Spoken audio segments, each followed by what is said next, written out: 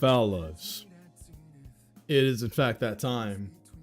How are we doing today? I was gonna say tonight, but my streaming schedule is all over the place. I apologize. Okay, I'm sorry. I have to figure out what time works best for me, what time allows me to spend time with the girlfriend. You know, we gotta work it out, right? Let me get my co-host in a bit of a better spot. She was a tiny little baby when we got her. Now she's a big kitty. It breaks my fucking heart, man. She was like as small as my palm of the hand, and now I can barely carry her with two hands. It makes me so sad. But welcome to the stream, Bunny. You were first in the chat. How are we doing? Cats do grow. Can we get a teacup cat? Is that a thing that we can do with science? Instead of working on rockets and Nazi AI, can we please work on like kittens that stay kittens forever? Come here, baby. She has been such a good girl lately. It feels like she's a brand new cat. When we got her, she was crazy. She was skittish. She was like, I don't want to be around anybody. I don't want to see anybody. She was very like shy and just crazy, right? Now she comes up to me to nap. She fucking, like, anytime anybody has food, she goes crazy. She's like a dog in that way. And then also her fur pattern is changing because she's a tortoise shell fur pattern cat or whatever the fuck it is. And so she's getting more like blonde streaks all over her body. Look, she didn't used to be like this. You see this?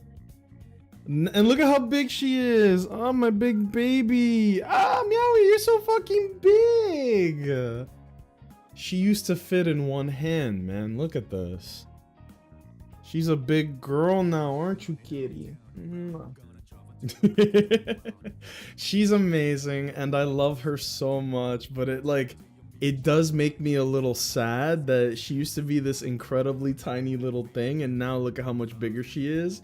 But she's growing, she's great. I should put Oscar before and afters. Oh, that's gonna break my heart. It's gonna be like this adorable, extremely tiny little thing, and then it's gonna be a big grown man cat. Like, don't get me wrong, I'm looking forward to when they're fully grown cats and, like, you know, their personalities of kind of like everything is settled. But I just want to enjoy this incredibly cute. Look at how fucking cute she is. She always has the resting bitch face, but that's just her, you know? Look at her. And her eye is a lot better too. She had the herpes thing on this side, and then a couple days after we cleared it, she got it on this side, so she's doing the treatment for that like as we speak. I literally gave it to her like 10 minutes before I started stream. So yeah, Asa's personality is box. What do you mean? Like I am a box or we are going to box? It is so interesting seeing like what kind of personality a cat develops, because it really does feel like a roll of the dice. I treat them both exactly the same, but Lava acts like a dog. Like he loves attention and love, and Meowie is like, she's a little more friendly now. She doesn't like to keep her space as much as before, but she is still skittish by nature, you know? And guess what else she likes? She likes it when I rub her ears. You want me to rub your ears, baby? Come here. Look at her face, look at her face.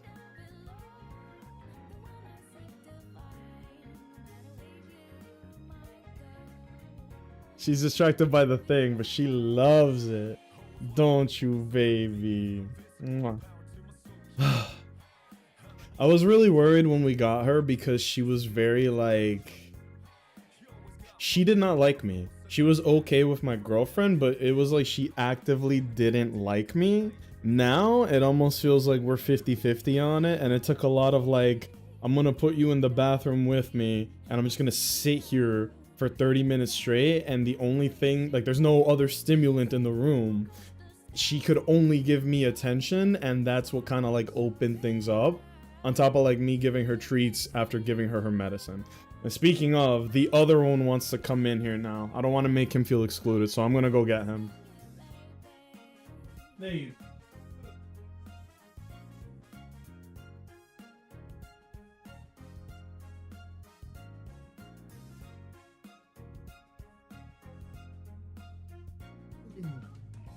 Here's the other one. Because this one was screaming underneath the door to get in. He's handsome. I don't talk about him too much. He's been he's been on some bad behavior shit lately. He's been trying to like eat my plants. He knocked over a glass cup the other day and broke it.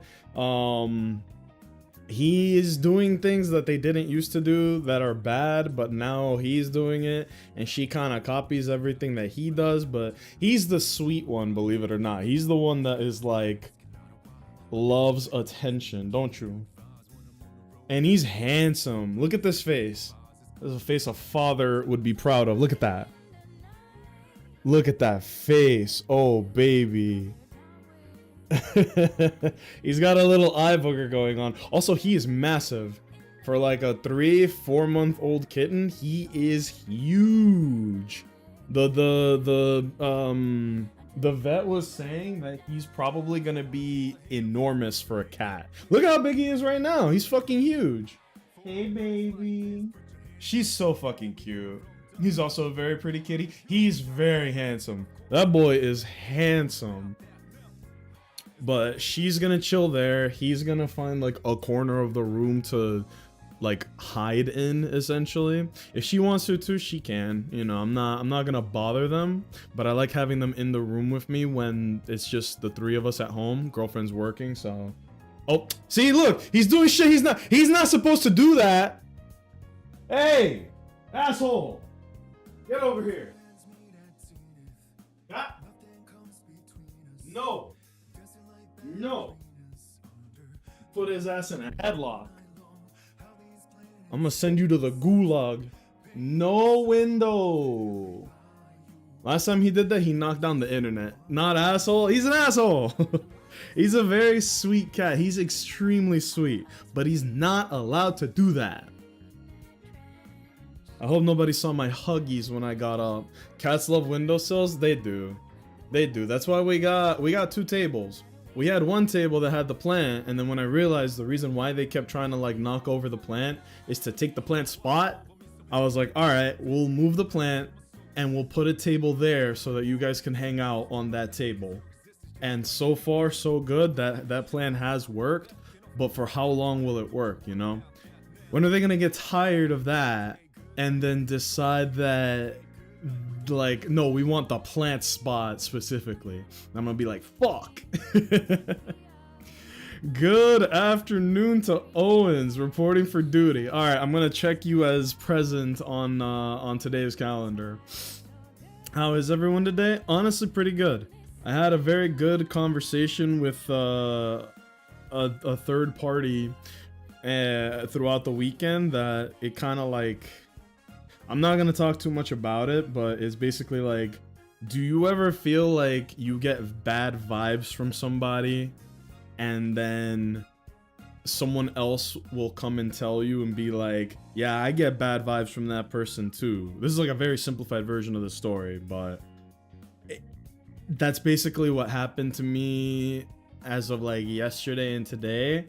Is I was like, this person sucks, and I've been thinking this for a very long time, and then it was confirmed to me by another person, and I was like, oh my god, I was right. So that felt good to know, you know. Apoc Shadows has been annoying. I did the auto battling for Hule and Fei Xiao, and I gotta tell you, man, that shit was brutal. The first fight is easy peasy. The second fight is annoying. Maybe I need to take control and not give it to the bot. I literally lost 3 stars by like 50 points, if that. Let's take a look. I have Star Rail booted up, obviously, but let's take a look. I also have Lava on my lap right now. And if I stop petting him, he's gonna get really fucking mad. Let's take a look. I think if it shows me my score, it's gonna break people's hearts. Look at this. 3496, 3047. You need a combined total of, I believe, 6600. Right? 6600. I'm at 6543, and you need 6600 to 3-star. Do you understand how mad I am? And this is with auto too. Like if I hadn't put it on auto battle, I could have done the last little 50 that I needed, but it is what it is, baby. I've been prepping dinner. Weren't you prepping dinner when you were watching Hannah? Wasn't it like, I'm gonna be cooking? In my head, I was making jokes about you, bro, because I know you were like Victorian era Owens. Bro was putting beans on toast, calling it a day. Making braised steak and potatoes with onions and broccoli. Oh, I haven't had steak in a long time. I think I had it right before my wisdom tooth surgery. And I made it myself. It was the first time I was making steak for myself. As cheesy as that might sound, like I never had steak before. So my girlfriend's parents took me for my birthday to not like a fancy steakhouse. It might have been like Longhorn or Outback or whatever, but it was delicious. And I was like, this steak shit kind of cool. So then I went and I bought some as a little treat to myself. And I made steak for the first time. I may have overcooked it, but it tasted amazing still. It was just a little tougher to chew than I would have liked. But yeah. Cooking's interesting, man. I never really had to cook for myself when I was in the Marine Corps because you have the chow hall as long as you get there in time, like whatever, right? But ever since then, I have had to learn how to cook myself, and it is quite the journey, dude. Mad respect to anybody and everybody who knows how to cook. It's so ass was helping someone else in a stream and had to cheese it with Archer. Huh? Was helping someone else in a stream and had to cheese it with Archer. Are you talking about Star Rail? I'm assuming that's what you're talking about. Oh, I'm sorry. You're talking about the Apocalyptic Shadow using Archer to fight Fei Xiao? That could work. I don't even know why I used the team that I used. That could totally work. I just gotta make a team for him. It would be Archer, Cypher probably, Sunday or Tribby, and then a healer. Because the team I used was fine on Sunday, Bronya, Lingsha, but Bronya and Lingsha don't really have a value in that team. It's kind of just filler, you know? I'm a master at steak cooking. You need to give steak cooking 301, Bunny. You gotta give like an advanced course with pop quizzes and take home homework to teach people how to cook steak. What's the secret, man? What, like, just quick first advice. Like, what do you, heat control, butter control? I am listening intently. I might even buy some steaks for this weekend. How are we doing, y'all? Seriously, how are we doing? Real quick, I don't know if anybody saw it or not, because I'm an idiot when it comes to controlling my Discord. There is a tab that I have. I'm just gonna show this, okay? There is a tab that I have on my Discord called Stream Schedule, and I don't know if people have access to see this. I would assume they do, right? But I don't know. So I don't know what inspired me to do this. I made an Adult Swim style like commercial for like, hey, here's what's gonna happen on this week of the stream. I kept it with like a little bit of information, not too much. Like, I really wanted to simplify it, but more than anything, I just wanted to get the Adult Swim vibe. So I don't know if anybody saw this, but please tell me what you think. I think I nailed the music. And visually, it looks a little bad because I picked like blue text, but I looked at it on my phone, I looked at it on my other monitor, I looked at it on TikTok, and it looks, you can see what it is, but on this monitor I'm using it on, it doesn't look good. It looks faded out. Saturday, Discord movie night. A goofy movie. And then a classic little thank you at the end. See? What do you guys think? I think that's pretty nostalgic stuff, you know? It was very simple. I'm not gonna pretend it's like a work of art. It took me like 5 minutes to make, you know what I mean? But I think it looks nice. It gave me a good vibe to it, and it was like, it's nice when you are picturing something in your head and you're able to put it on the screen almost perfectly to what your intent was, if that makes any sense. I thought it was done well. Thank you. The blue is hard to read on a little mobile screen. Yes, I noticed that afterwards. What blows ass is that the program I use is Wondershare. When I did it on this monitor where I play my games and everything is like bright and pretty, it came out very clear and pretty. But then when I looked at it on this monitor, you can barely fucking see what it is. It's like a trick of the eye, man. So that sucks, but that is something to be aware of for the next time that I do that, you know? So maybe I'll pick a brighter shade of blue as long as it still keeps the vibe, doesn't look stupid. I'm fine with it, you know? Also making food, just defrosting tiny shrimp to mix with mayo and Jamaican curry powder and put on a baguette. Damn! That's like a nice little po' boy that you're making, right? When I was in Japan, me and my roommates, well, I have one roommate and then our friends, we would go to the Popeyes that was on base almost not every day. That's cap. It would be like once a week, right? There weren't that many food choices on base, and it was a slight bit of a hassle to go off base to get food every time you wanted. And you just get tired of the chow hall food. The quality was all over the place.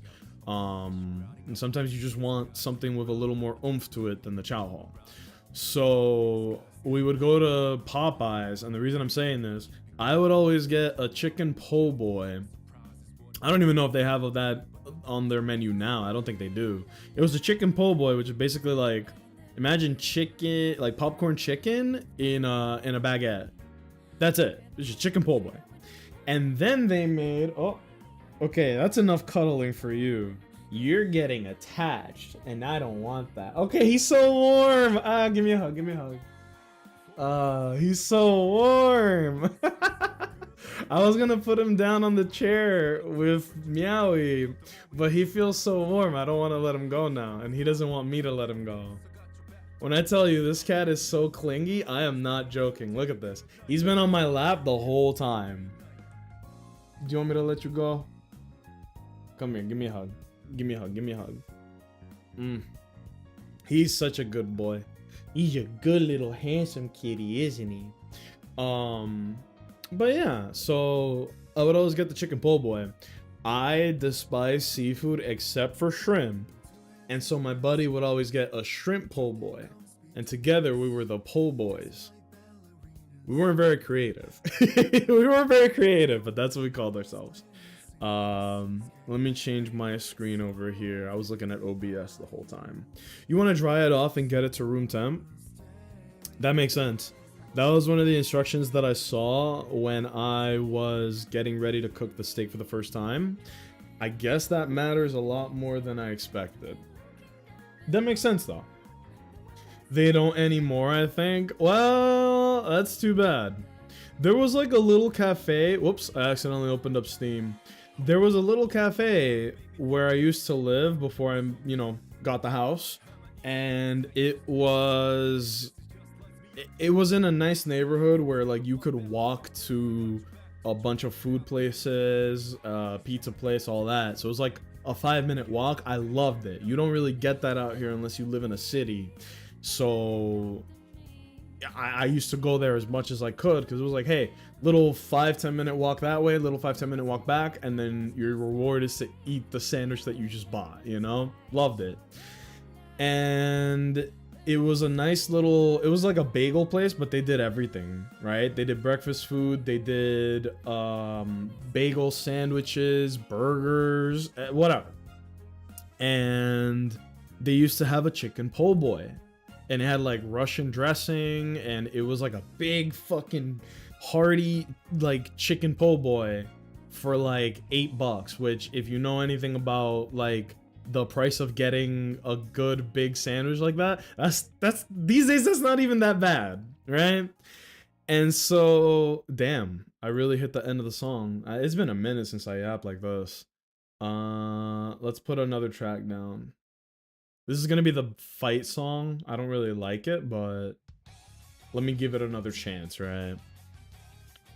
Point is, this chicken po' boy was delicious, and then the guy that owned the bagel place sold the bagel place. They changed names, kept the menu exactly the same, but the quality took a nosedive. Before, you could order like 10 chicken po' boys and they would be exactly the same. Like the same amount of portions, the same sauce, the sauce would all taste the same. There was consistency. And after they did that, you would sometimes get the po' boy and it would be grilled chicken instead of like, not fried chicken, but you know what I mean. Like breaded chicken. And I'm like, what the fuck? Why is one of these grilled? You know? And it's like you order something 10 times, 20 times, 30 times. The first time that it's not the same as the last 20, 30 times, you're gonna be like, ugh, what the fuck is this? This isn't what I ordered. And it was the same thing with, it was like a curry chicken wrap that was like a special item that my girlfriend and I used to love. And we had it one time. It was, I don't even know how to describe the sauce. It was incredible. And then we had it again and it was like a completely different taste. It was, before it was like a little sweet, but very tangy. And then the next time we had it, it wasn't sweet at all. Or tangy. It was just sauce. It's a sauce. No, not it was just called sauce. And I'm like, what the fuck? So that was a bit of a lesson for me personally of like, consistency really does matter, you know? If people are expecting one thing and they get another, it's a little jarring. The fuck? That's nuts. It was, I'm not trying to like exaggerate it, but it was like, damn, we really like this place. We would go here every single weekend. Like Sunday mornings, me and the girlfriend would walk to this place. We would get this food. We would walk back, eat it, and then we would go play Pokemon Go or something, like, since we were already out. And that kind of like, you know how people say that people are creatures of habit? That is such a real ass thing. You develop a habit, you do it, it's comforting, right? So when you're throwing curveballs at people like that, it doesn't really go too well. And to tie this story to my own personal life, I've talked about this before, that's kind of how I feel about my stream, right? I feel like I've been just meandering and playing everything, but not really sticking to one thing or finishing it. So if you guys saw that Adult Swim style bumper, this week I'm just gonna play Star Rail. Nothing but Star Rail. Today, Star Rail. Tomorrow, Star Rail. Wednesday, more Star Rail. Thursday, take a guess. Right? Saturday, I want to do, we talked about this a little bit when I was playing Battlefield. Me and the girlfriend are going to start the Batman Telltale series. I think that she's like Batmaned up like crazy. So I think now is a good time while it's fresh in her head. She's very bad about remembering like the names of characters in anything we watch. So the sooner we do Batman, the sooner she'll be like included in it. You know what I mean? Otherwise, she's going to see a dude named Penguin and she's going to be like, nah, I don't really know who that is. Like, if you guys could see the conversations that go on between us while we're watching a show, it is insane. Me and her started Riverdale, right? I've already watched like 2-3 seasons of Riverdale, but it was like during the COVID era, which is when all production on all TV slowed down. I never got to finish it, which means that there's 4 whole seasons of Riverdale I have yet to watch. So we've started watching Riverdale. We're like 5 episodes in. And Archie, the main character, he's sneaking out of his home because his dad grounded him. And as he's sneaking out, I look my girlfriend in the face and I'm like, oh yeah, so he's sneaking out now. And she goes, who's sneaking out? The main redhead. The fucking 6'5" ginger that looks like he's Goku. On the screen right now. What the fuck do you mean, who's sneaking out? I felt like I was going crazy. But yes, that show has so many characters. It really does. Like, I am being patient because I'm familiar with the Archie comics. I watched the show around like the 90s and the 2000s. I don't remember all the characters, but I'm at least familiar with the wacky ass names they be giving everybody. So, like, they'll be like, oh, Dilton Doily was in the woods the night the gun was shot, and I go, oh yeah, Dilton Doily, Boy Scout leader, you know, things like that. Like, they could give you the most wackest, goofy ass name, and I'll be like, oh yeah, that guy. But to her, it's the first time she's hearing this. Archie, are you sleeping with your hot music teacher, Miss Grundy? Why, yes, I am. Thank you for asking. That's a whole can of worms in itself. Let's fucking get into that. What happens if no Star Rail? Bro, if there's no Star Rail, I must not be on this planet, because that would never happen. I would never let it happen. I would go learn how to create video games and recreate Star Rail from fucking scratch. We gotta talk about Riverdale though, okay? I've never seen Riverdale. Let's talk about Riverdale. I'm gonna play Star Rail, but like we're gonna be talking about Riverdale. First things first, I love whatever this is.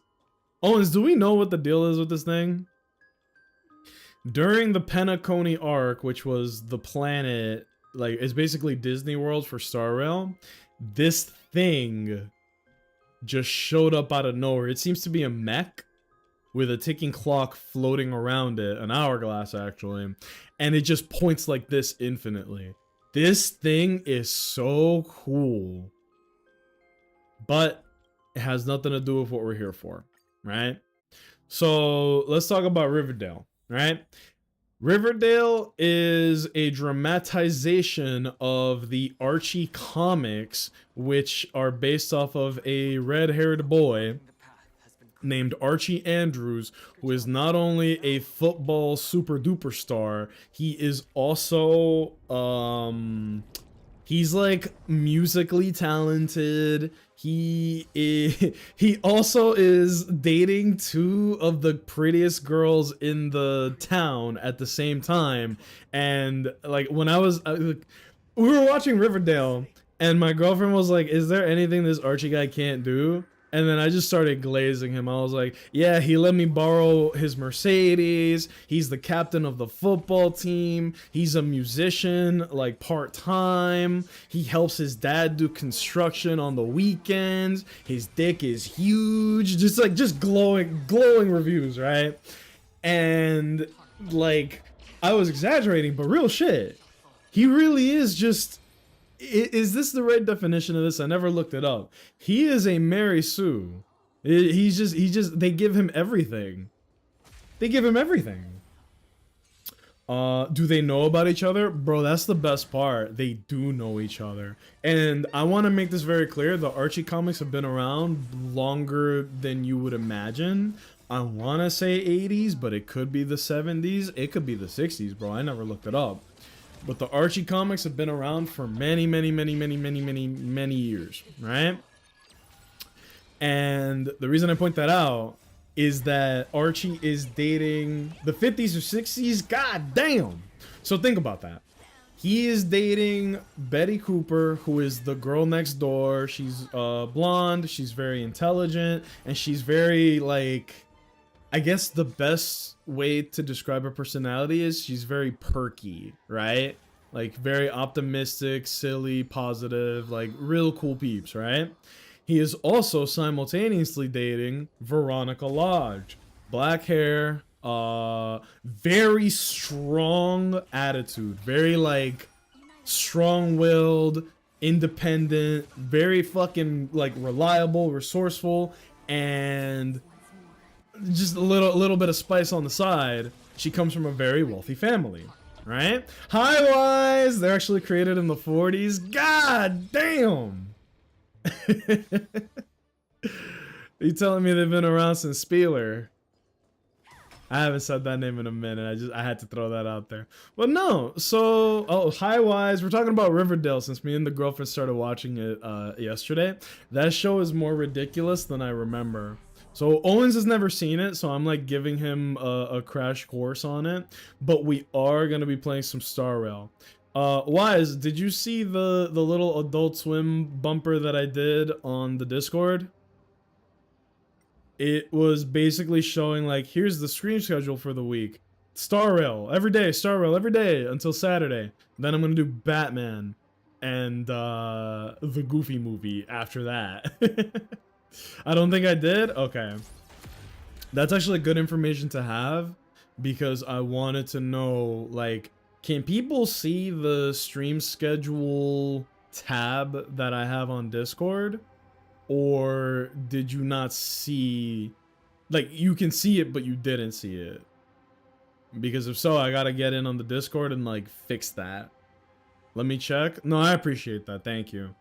I think you can see it, and I did hit like the add everybody or whatever, but I just want to make sure like it's not private or hidden or something.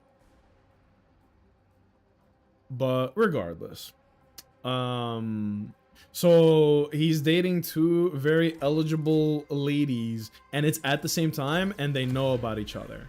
If anything, the way that I've seen it portrayed is like it's almost a competition, like who is a better match for Archie? Who would be the better girlfriend? Who would he be happier with?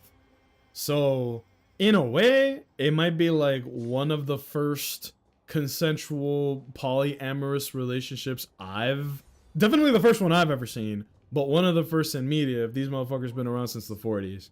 So that's kind of based, right? Another thing is like that's kind of like the base premise for the Archie comics, where, you know, Archie, Betty, Veronica, they got this homeboy named Jughead who loves food. He's basically Shaggy from Scooby-Doo. And then a whole bunch of other characters, but that's like your main four, right? Put it like that, it's your main four. If only life actually worked like the Archie comic. Well, don't say that too quickly, because the Archie comic spans a lot of different genres. The Archie comics I'm most familiar with are, well, it was the show in like the 90s, and it was called Archie's Weird Mysteries. And in that show, these motherfuckers would fight vampires, giant cockroaches trying to take over the world, rat men. At one point, they literally teamed up with Sonic the Hedgehog. At another point, and I didn't realize this till way later, the Archie universe and the Sabrina the Teenage Witch universe are the same universe. Did you know that? I didn't watch it, but I also didn't notice at the time what channel it was posted to. Ah, it's been a long week. It's been a long week! Why is it only Monday? We need to get you a vodka cranberry and a stress pillow immediately. I hope everything's good, Ruh-roh. But it's only Monday. If you want to vent, feel free to vent. We do a little venting here. We did a little venting earlier. But no, I hope everything's good. Again, me and the girlfriend were watching Riverdale, and I remembered I watched The Chilling Tales of Sabrina, which is different from Sabrina the Teenage Witch. It's like a very serious, like, horror take on the Sabrina series. And the only reason I bring it up is because apparently, I remember this. There was an episode of Riverdale where the characters went across the border of Riverdale to the town of Eastdale, I think it's called. And as soon as they crossed the border to Eastdale, it's like the genre of the show went from 80s retro good vibes to gothic murder horror, right? And that is what like Chilling Tales of Sabrina is. It's like horror, suspense, dark humor. Dark, you put dark like 4 times in the title of whatever genre it is. But point being that it why am I, let me switch to homeboy. It feels weird using this team when canonically we should be fine on right now. There we go. But yeah, So that was cool. That was a cool little thing where Eastdale is right next to Riverdale and the stories are happening at the same time just off screen basically. That was cool. There was an accident on the Navy base I stay that halted everything so kids were late to school because of it. Ooh. I hope nobody got hurt in the accident. Unless it's like the world of Resident Evil where it's like a truck falling over, everything explodes.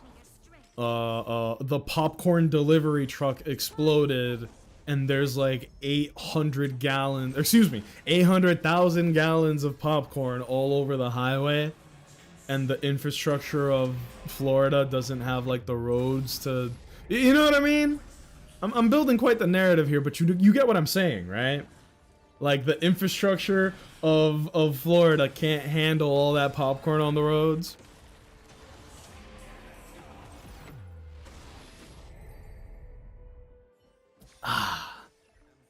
Real shit though, I hope everybody's okay. I saw this. Get ready for a TikTok warning, okay? I'm gonna show you guys a TikTok that I saw literally today. We're gonna go to my favorites. Look at this. Yo, bro, you missed Florida. Look at this shit.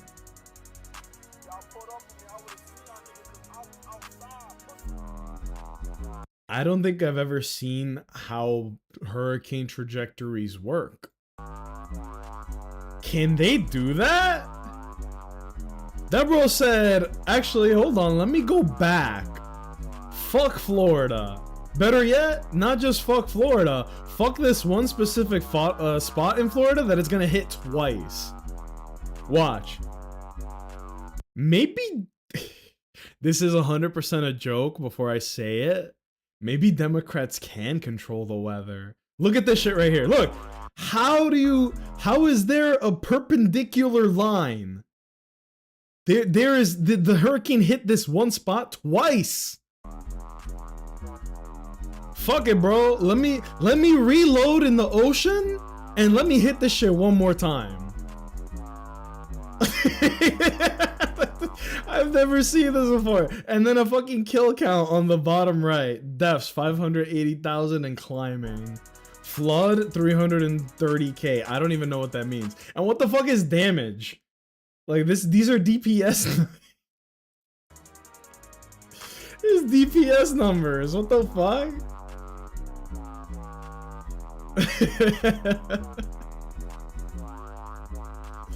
I don't know what that is, but I would be lying if I said it didn't make me laugh, okay? It wouldn't be an issue if it wasn't for the fact that somehow there are quite a lot of criminals that somehow get on base. Oh, if it's a military base, you said a Navy base? That's kind of surprising. How do criminals get on base? That doesn't even make any sense. I appreciate it. Just a bunch of work chaos. Nothing too terrible, but just exhausting to start the week with. I get that. I don't really have a funny thing to say, so I'm just gonna say, hi, Vaughn! Welcome in, my boy. I have something very important to ask you, and it involves Battlefield. Also, I don't know why Nightbot has decided to fucking take a break or something. Why is it that when I hit ! Shout out, it doesn't work? It wasn't working earlier either. Failure. Why isn't it working? I tried shouting somebody out on Friday and it didn't work. Is my Nightbot broken? Nightbot in general is not broken, right? I'm looking at my commands. It seems fine. Blacklist, links, shared chat, excess symbols, excess emotes, excess caps, commands, ! Shout out. Mods only, yeah. Why isn't it working? Huh. Hurricane MVP play of the game. Yeah, this was just the MVP, the play of the game. Let me mute this. You imagine if you just see play of the game. Bum, bum, bum, bum, bum, bum, bum, bum, bum. Bum bum bum bum bum bum bum. Oh my god. That'd be fire. Or not, really. That could be bad. Let me see. Oh, sorry. The controller was sitting on my lap and the game was playing itself. I wish I could tell y'all some of the things that happened on this base. You can. You can. Also, were you asking about Battlefield? I was, and then I forgot that I was. Thank you for the reminder. Now, I was going to ask you very directly, how do you feel about Battlefield 6, and do you plan on buying it on release? Because between playing it with you and Sweet, and that last match that we did, or not last match, like the last day of gaming that we did with it, we were playing like Capture the Flag and Domination and Tickle Monster, whatever that fucking other game mode was. I think one of them was actually just called Tickle Monster. Go figure. And it was such a good time that I was like, huh, I might actually be convinced to buy this. Like, I had a good time in the beta. I did not have a good time when I was playing by myself. But when I was playing with people, I loved it. So I'm pretty convinced to buy it, but only if I'm going to be playing it with people, because by myself, it was fucking miserable. I wanted to blow my head off smooth. It is pretty good, but I don't know if I would be convinced if I was playing it alone. That is exactly how I felt. I hated playing it when I was by myself, but with anybody at all, I was fucking with it. Also, look at this line that Finon just delivered. Dan Hong is right. My sword yearns to end your pathetic life. That is... You guys know when I pretend to do the edgelord voice? Pretend. When I do the edgelord voice and I go like, yes, my blade is thirsting for your blood. I have to unsheath it, but just know that if I do, I can't unsheath it. Or sheath it, not unsheath. I can't sheath my blade until it has tasted your blood. That line screams edgelord. My sword yearns to end your pathetic life. But to a cornered dog like you, the most deserving punishment. He got a dope ass sword and suddenly he's acting brand new. Coincidence? I don't know about that. But Riverdale, right? Let's get back on topic, but also the side topic. So, me and the girlfriend been watching Riverdale. Riverdale's fire as hell. Everybody should watch it. I don't know if it gets worse as the seasons go on. I bet it does. But I don't care either. I'm the kind of person that, unless it gets really, really, really awful, I will power through and I will watch all of a show to put a conclusion to it. Unless one of the season ends and it ends in such a way that I go, I can stop watching here and be satisfied. But just knowing that there's so much there right now, there's 4 seasons of it that I've never watched. I gotta watch it. Me and the girlfriend were watching it, and it we were laughing, we're pointing at the screen and going, what the fuck? It is an insane show. It really is. And I'm not saying like, oh guys, you should watch it too, and then we can talk about it on stream together. I'm not gonna subject anybody to that. However, I really want to talk about it every couple episodes that we do. So I'm gonna watch it, you know what I mean? I'm gonna watch it. I'm gonna come here after stream or after watching it on stream and be like, yo, y'all will not believe the tea on this week's Riverdale recap, you know? That show is nuts. Like, the very first episode reveals that the main character, Archie, who is 16, is sleeping with his music teacher, Miss Grundy, who may be twice his age. Based? No. Concerning? Yes. And that's like how the show starts. Without going into details, let's just say there's a lot of domestic issues as well as PDFs that somehow roam free despite being caught in the act. On base? The domestic issue stuff, I wish I could say it doesn't surprise me, but in military families, it's slightly more common than you would expect. But if people know about it, I'm surprised that there's not like Military police is not a joke, bro. They get on that ass. One of my friends is he was an MP when he was enlisted. And then, like you said, the pedos, bro, somehow roam free despite being caught in the act. That's wild. Cause it's like, so I'm trying to get my head around that. If you get caught, aren't you put on a list? And when you're on that list, you have to announce your presence like you're a mini boss in a video game. It'd be like, hi, my name is fucking Doodleberry, and I'm a registered blah blah blah blah blah, right? Matter of fact, wait, no. How do you get access to the base at all? If anybody has any like legal issues, anything like that, they don't get allowed on base. Unless it's the people in the military, then that's a whole other problem. Concerning. Without going into details, right? Very concerning. It just keeps getting weirder. Wilder too, from the PowerPoint presentation my friend gave about it. Wise, have you watched Riverdale? Because it is a trip. I liked the seasons that I have watched, but Bunny's saying that it does get worse, and they did finish it. I want to watch the whole thing. And I want you guys to know, every episode I watch, I'm probably going to come on here and be like, yeah, some stupid shit going on in the show.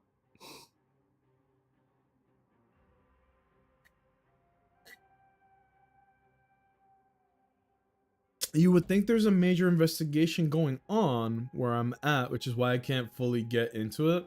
Bro, NCIS used to go stupid when I was in, because I can talk about this because it had nothing to do with me. And I had, you know, like I had nothing to do with it. All right, so what the fuck am I doing? Hold the power to suspend. Oh, I gotta like put these to where it'll match, right? Bam. I'm so fucking smart. Damn, he's smart. So I already told you guys the story the other day where I had a friend who got the book essentially thrown on her for cheating on her. That's how you get the fucking what? Let's hurry down the mountain. Easiest core flame of my life. Can you use the spirit water? What?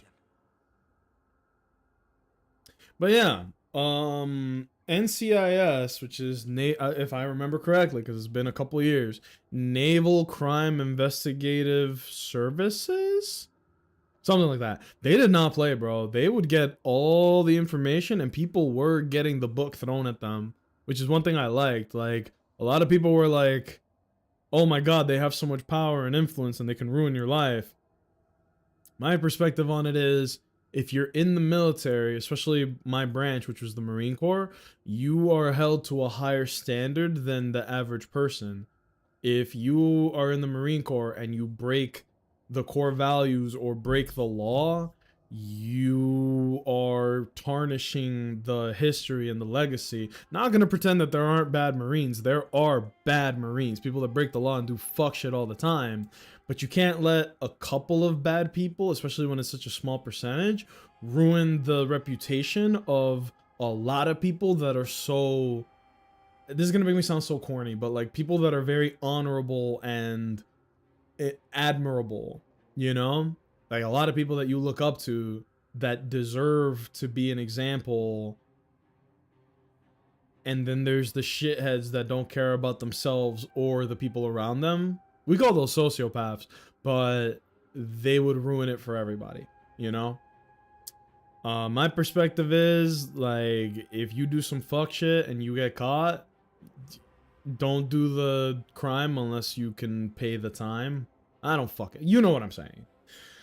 I've watched some of it, but my friend watched through the entire series and then put together a 3-hour presentation to essentially sum up what happens to our friend group with some clips of the big stuff included. How far spanning was your friend's presentation? Was it like the entire show or the first couple of seasons?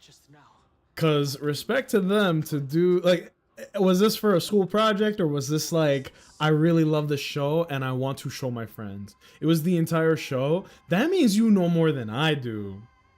I've only watched the first 3 seasons. You got the fucking YouTube video, like the condensed version of the Riverdale Bible. It was for fun. Your friend needs to become a YouTuber and post that shit immediately. I'm gonna share something with you guys, okay? This is how I know that I trust every single person here, from the bottom of my heart, alright?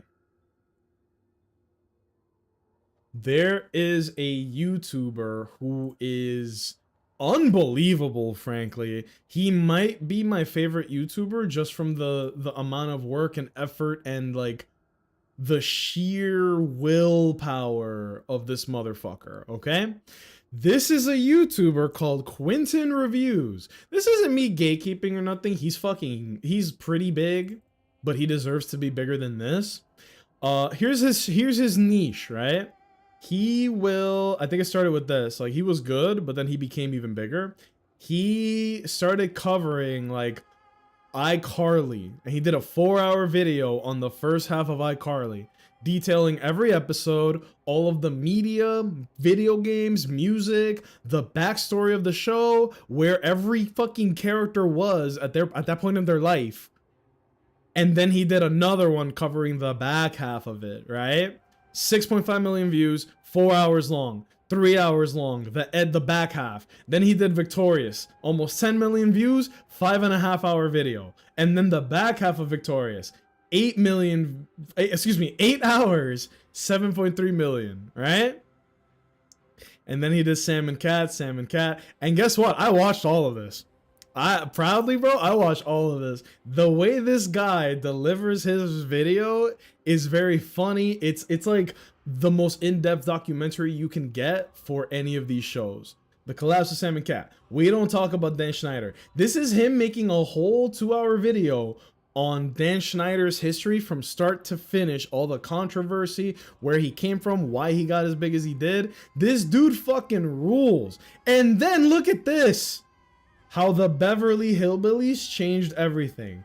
A 42-hour YouTube video. And the best part is, this isn't even his video. This is his dad doing a 42-hour documentary on the Beverly Hillbillies. These are all him, all the ones here. And then he was like, fuck it, bro. Dad, do you want to do a documentary on the Beverly Hillbillies? Sure. 42 hours. A 42-hour YouTube video? I don't think that was even like a thing until he came around, dude. I think if you stream a 24-hour video on YouTube, it automatically gets shut down. You can't do it. Your friend needs to get on that. I've told her that she needs to record her voiceover for it, since I mentioned this to a few people and they've been interested in seeing what she put together. I mean, if not for the fact that I haven't watched it, like I would get spoiled, but if not for that, I would watch it. I think I've seen one of his vids. Yeah, like he's on a bit of a Nickelodeon niche right now. I think he wanted to do Drake and Josh as well, but he's fucking big, dude. Dan Schneider did some super creepy shit. Yes. I'm not a rumor monger, but if I was, I would say something like there's a possibility that he may be the father of Jamie Lynn Spears' child. Remember Zoe 101? Oh shit, I was right. Not about the Jamie Lynn Spears. About it was too easy to get the core flame. Kindness wasn't completely insane. She's pretending that the fucking core flame was a pot, which is Cypher's signature technique, bro. Damn. Why don't we kill her? Why can't we just kill her? Things are going really bad right now. Friends, we have no choice other than to trust her. If the nearest ritual basin is 10,000 paces away, then what we have to do Oh God. is to run it. If she doesn't show up, we will keep going. 3, 4, 5. I am very excited for the characters coming up in this game. Like, just to get back on the topic of the game, If anybody here has what's her face? If anybody here has Hylicens, the character that's currently on the banner, I don't know how good they are. I probably wouldn't pull for them because I don't use dot teams. On YouTube, everybody says, oh my gosh, she's so broken, she's so busted, she is incredible, and it's completely revitalized the dot meta. However, I am completely immune to sensationalization on YouTube because, like, come on, bro. Every fucking character is broken and OP. Shut up. Shut up. Shut the fuck up. But, however, I will ask the opinion of the people that I know that are also not, like, y'all don't fall for hype moments and aura, so I trust your opinions. If y'all say a character is good, I'll believe it. I still wouldn't pull for her if y'all told me she was the best character in the game, but it's at least good to know what do people think of her, right? That's all I want to know. What do people think of her? Someone backhand this old lady. She could just have gray hair. You guys know that my mom was born with little gray hairs on her head, and so was I. It might be a Dominican thing because it is very common among Dominicans. Like, you could be a baby, a kid, a teenager, and you'll have little streaks of white hair. I have them. I have had them since I was a kid. I don't think it'll ever show up on camera very well, but I have like little spots where it's like 10 gray hairs in a fucking line. Like I'm an Uma Musume or something. Actually, I do look a lot like an Uma with like little gray hairs randomly. But it has to be a Dominican thing because I've never seen that on anybody but us. Currently have 20 pulls in saving. I don't have her and I'm glad I never used dot. I bet I would like the dot playstyle. But the only reason I don't is because you need Black Swan, you should have Kafka, you should have Silverwolf for, like, you know, the little bonuses and all that. But more than anything, Black Swan, Acheron, Jimmy Diddles, like a whole bunch of random characters I just don't have.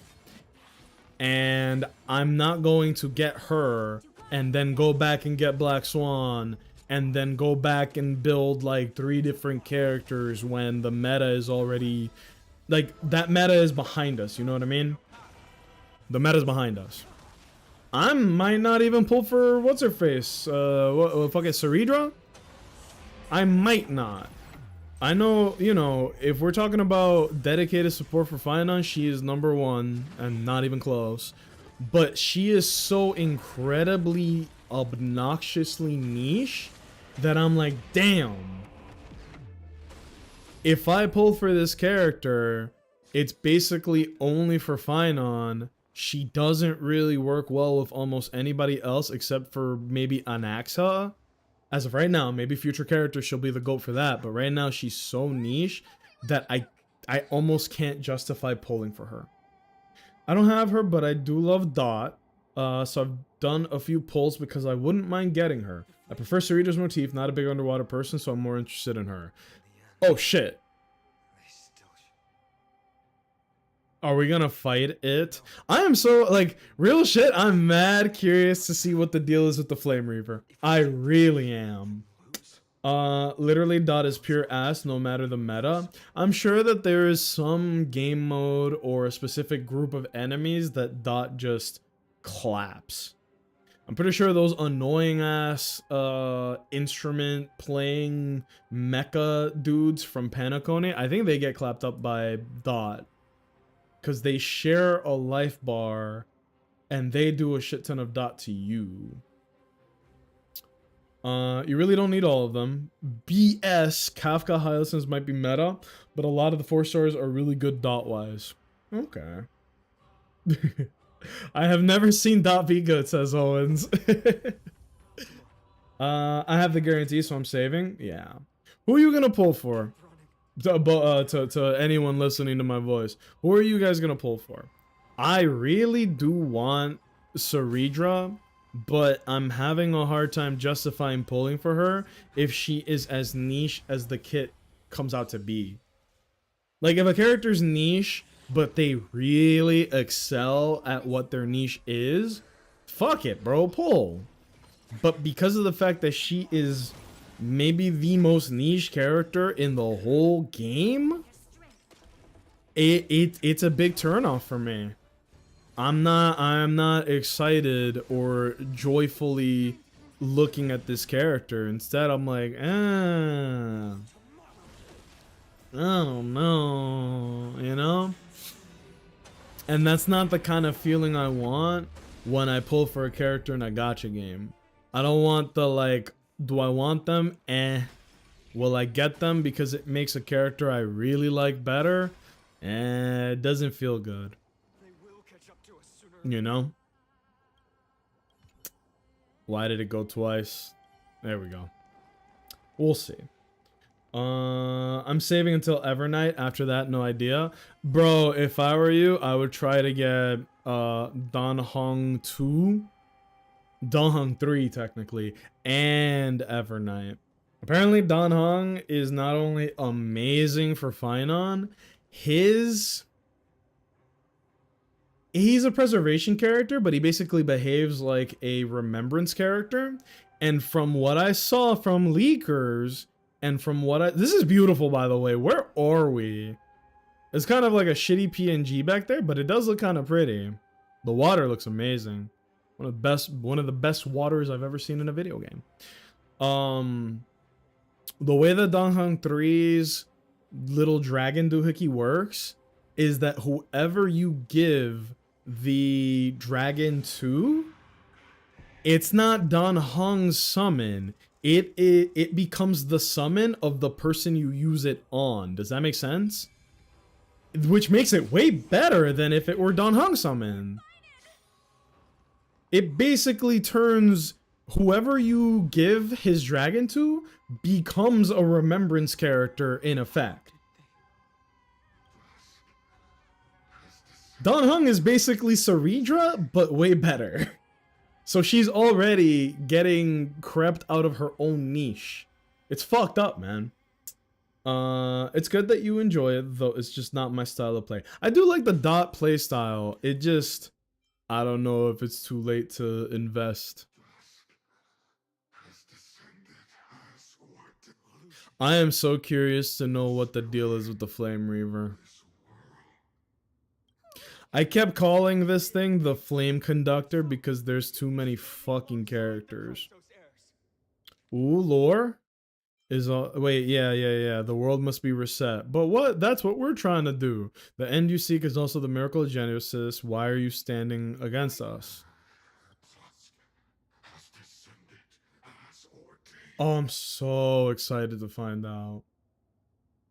It's not for everyone, just like how I can't really get myself into Fua teams.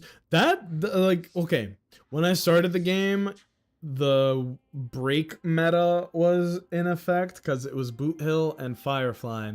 And then right after that, it was like the return of follow-up attackers because you got Fei Xiao, you got Imaginary March, but she's really good. You got Robin, who's like good to throw. Oh!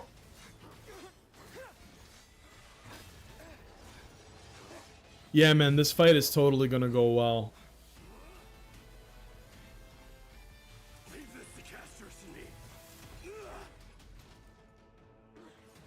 I would have popped off there, but I was drinking water. So Mighty Most and Castris are here.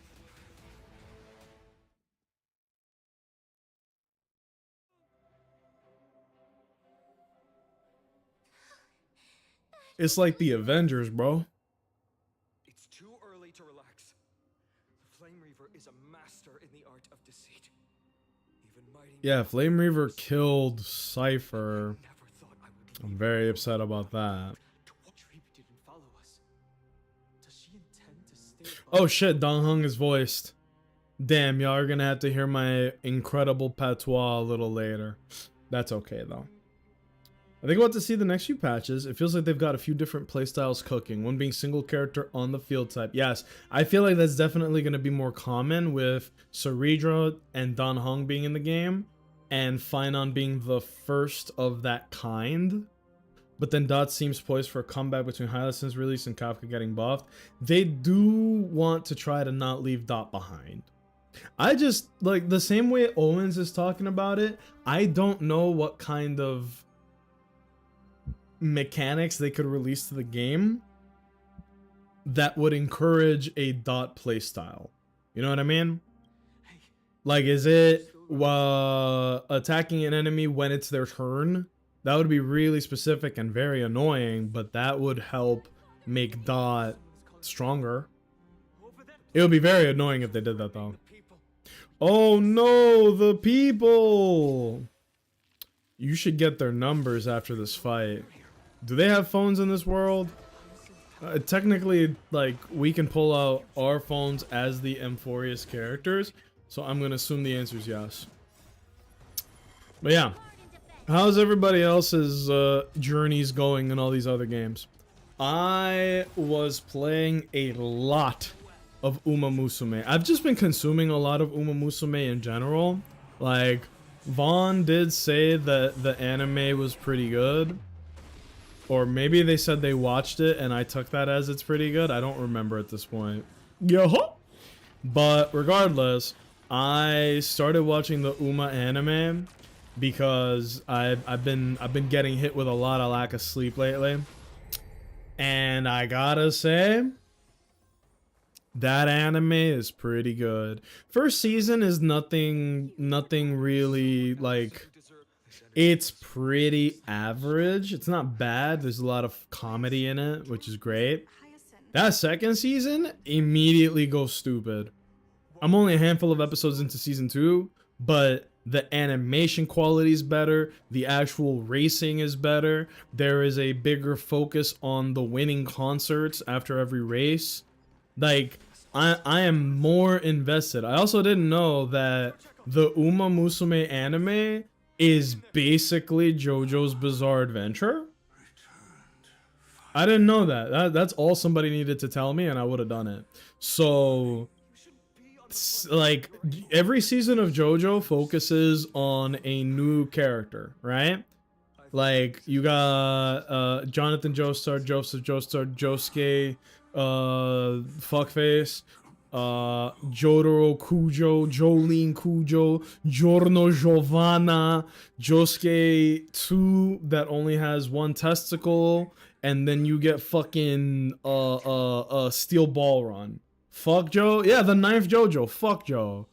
And so Uma Musume is very similar in that nature, where season 1, the main character is Special Week. And the whole story is told not through the perspective of Special Week, like, it's not first person, but she is the center of season 1. And then season 2, I'm like, how is this anime gonna go? Because it feels like they kind of wrapped up what would be her story in season 1. What is season 2 gonna be like? And then it's season 2, episode 1. And what's the title of episode 1? Tokai Teo! And then the whole first episode of season 2 is revolving around another Uma named Tokai Teo. And then that's when I realized every season is a new Uma that the story is focused around. And they're all very different. And then I talked about this on the Discord, but there was this amazing moment. Like, look, I think a lot of the time there are editing tricks that people talk about that are severely overhyped. Like, let me wait, because I think ads are going on right now. Let me know when you guys are out of ads, okay? Let me know when you guys are out of ads, and then we can we could get to yapping, okay? I'm looking for something very specific on my thing. Here we go. I thought I had a thing that makes it so that you can look at your ads. Or not look at your ads, but you know what I mean? Of like, you can look at your... What the fuck is it called? It was like an ad heads up, basically. And if you clicked on it, it would be like, hey, you're about to go into ads, or hey, you're about to get out of ads. I'm still here. You got gifted a sub. I know you're here, but the ad folks might miss the conversation. I really only play Master Duel right now. I'm currently grinding the Theme Chronicle. I have a very special spot in my heart for Yu-Gi-Oh!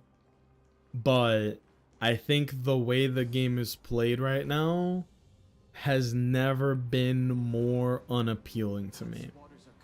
I grew up playing Yu-Gi-Oh! I played Yu-Gi-Oh! All the time. I played all the games. I've played almost every deck that you could play.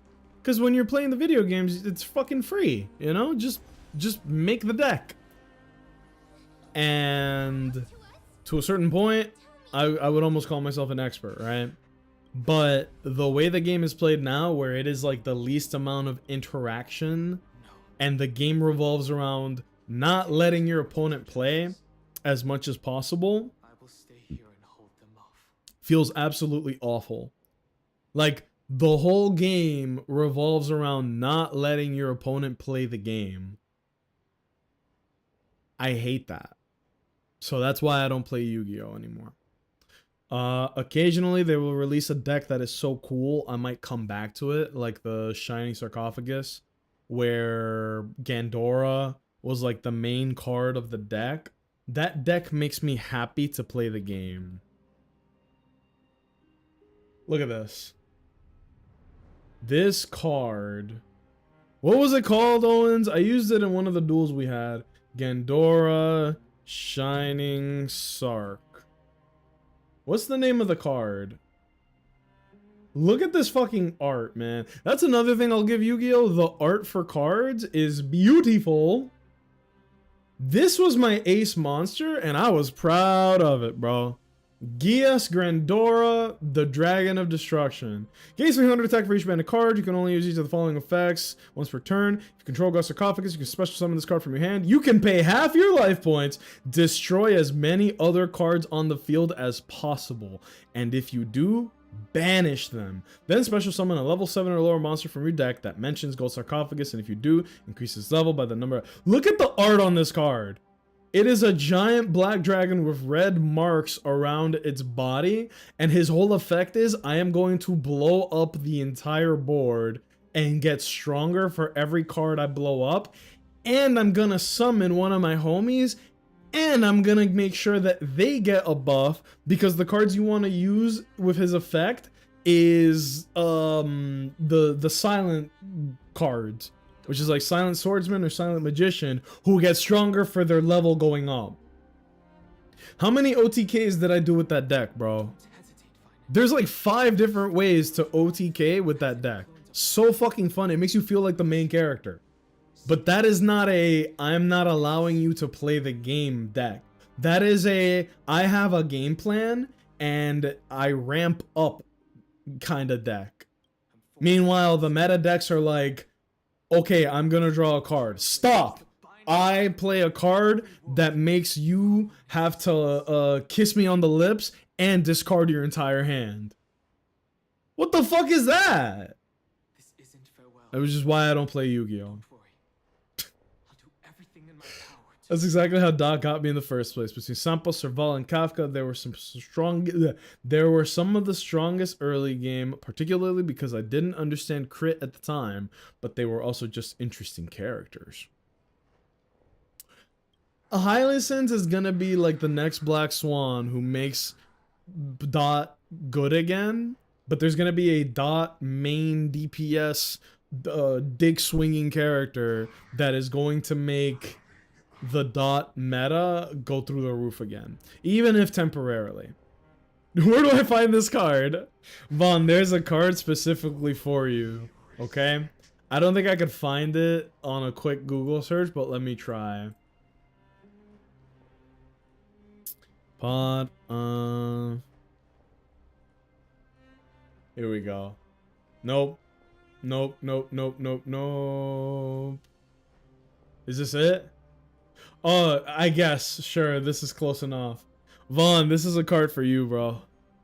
What if instead of pot of greed, it would be pot of freak, and it wouldn't let you blank, but rather the original joke is like, what if instead of pot of greed, it was called pot of freak, and instead of draw 2 cards, the effect was suck 2 toes. I play pot of freak. This allows me to suck 2 toes. I play another pot of freak. You should. Someone should invent like strip Yu-Gi-Oh, and make sure that you play it at an appropriate age bracket. I guess. I don't know why I need to say that, but just covering my bases here. You know the vibes. I heard how since it's the cipher of Dot, she isn't inherently strong herself, exactly, but she will continue scaling with other DPSs so she can just go through the roof.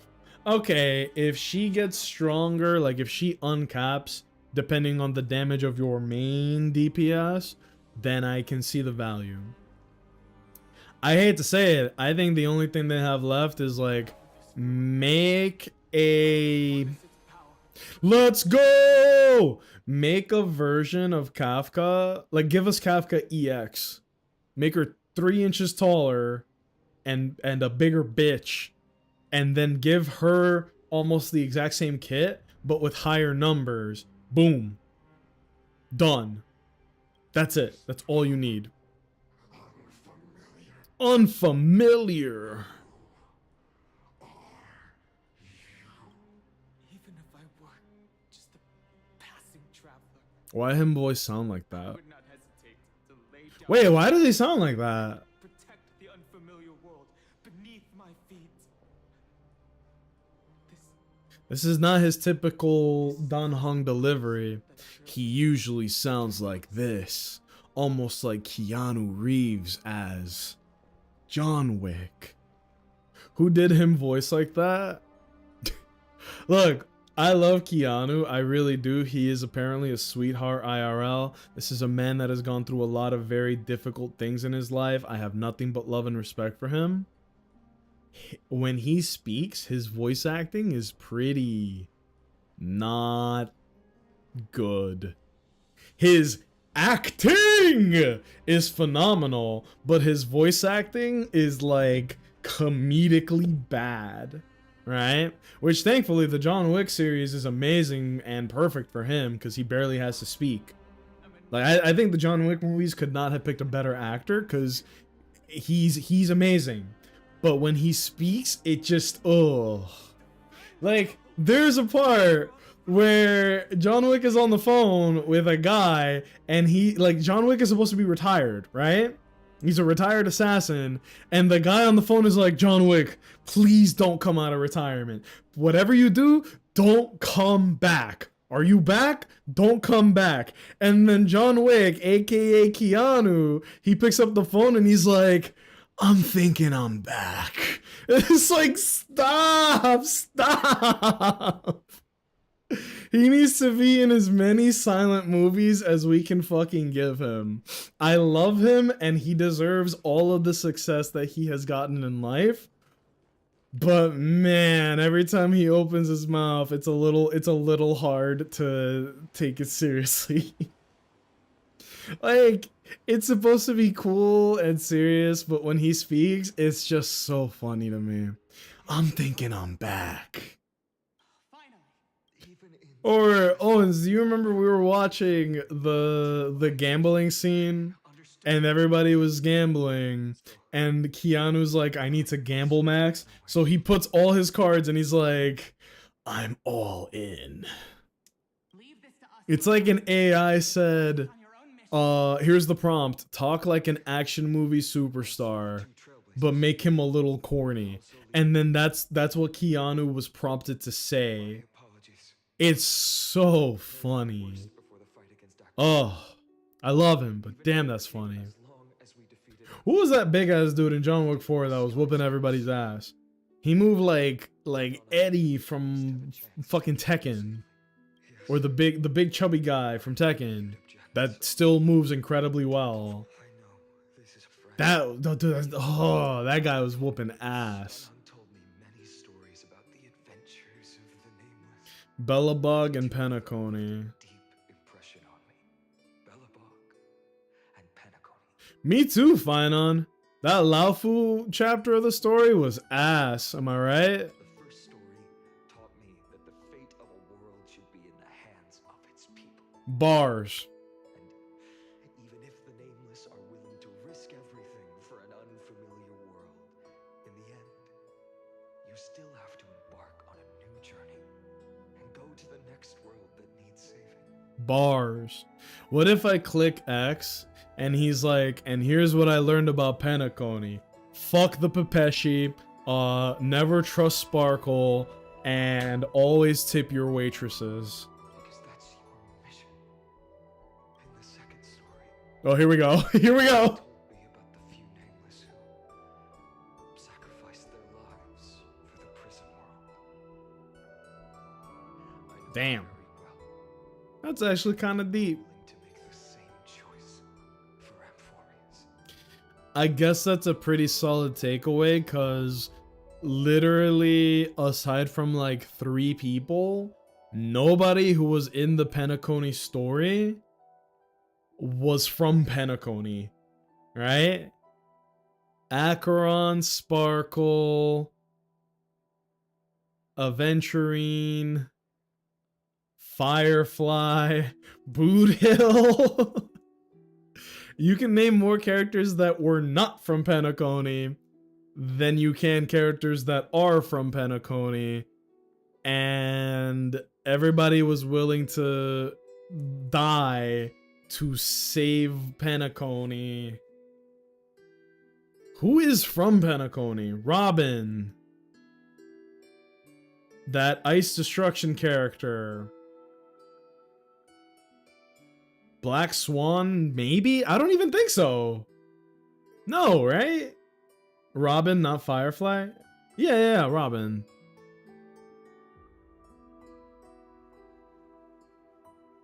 Oh God. Robin, and then later Sunday. Yeah, Sunday and Robin, yeah. And that one kid. Oh, and the cool fire guy, Gallagher. Thank you, and Misha. That's it. Yep, those are the only 4 I can name. Gallagher, Misha, the Ice Destruction character, Robin, and Sunday. That's it. Meanwhile, like another 5, 6, 7 characters had nothing to do with nothing in Penacony, but were still there, right? I think that's funny. Penacony became a battleground for I love that. Bro, the music is louder than his voice acting. What the fuck is going on? Whoever is playing that lyre, shut the fuck up. I can barely hear homeboy. Whoa, look at this hunk of protein.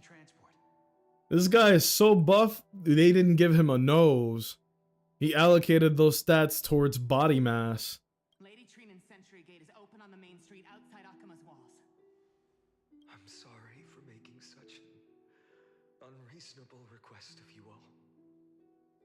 But we Bars, always. That slab of meat, that boy looking like protein. the right to make our own choices. Which honestly is kind of fitting for a colonized resort for the rich. Yeah, they were literally just... Imagine if me and 3 of my friends went to Disney World, and then the guy that ran it and his hot sister who was Taylor Swift, all met up, and then it turned out that... You know what I'm saying? And then the president of like a company was there, and then there's a bunch of little people running around. You know, like Penacony was kind of crazy. Regardless, I'm gonna get in trouble. Funong is still holding. Can we go there? No, you're only saying that because you're already like 10 miles away. That's just a guess. Don't confirm that. Penacony was gas. I love a story that can come together the way Penacony's did, because it was so funny. If you write down what happened on Penacony in paper, it's fucking hilarious. There's a guy with an open-breasted, button-down shirt, and he loves gambling, and he's over here flirting with everybody at arm's distance, and his boyfriend is a doctor, I think. Right? and they're just going around like like a gay power couple, and they're in charge of everything. But then my ex is there and she's got a mech suit. I don't fucking know, man. Penacony's hilarious. Did you catch what just happened in the story? No. Oh, no. Let me see this. Calm down.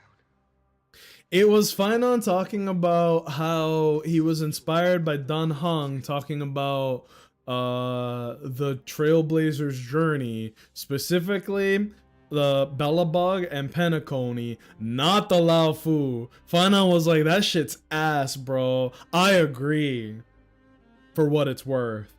And he's like, the fate of the world should be on us. We should be the ones responsible for what happens. We're very grateful that you guys are down to lay your fucking lives for this, but this is our fight. This is not your fight.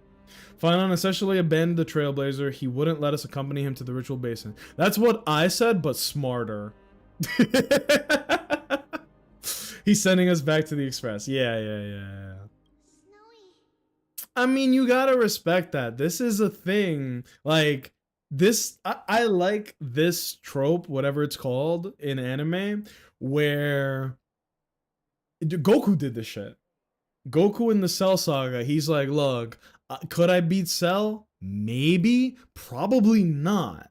Also, what good is it if I save the world again? Because I'm not going to be around forever. The next generation needs to take over. So let Gohan finish the fight so that he has the confidence to, like, I can take over. I am the strongest guy. The self-sacrificing hero? No, the hero that can solve the problem but chooses not to, or is not the solution to the problem because it's not their responsibility to be the solution to the problem.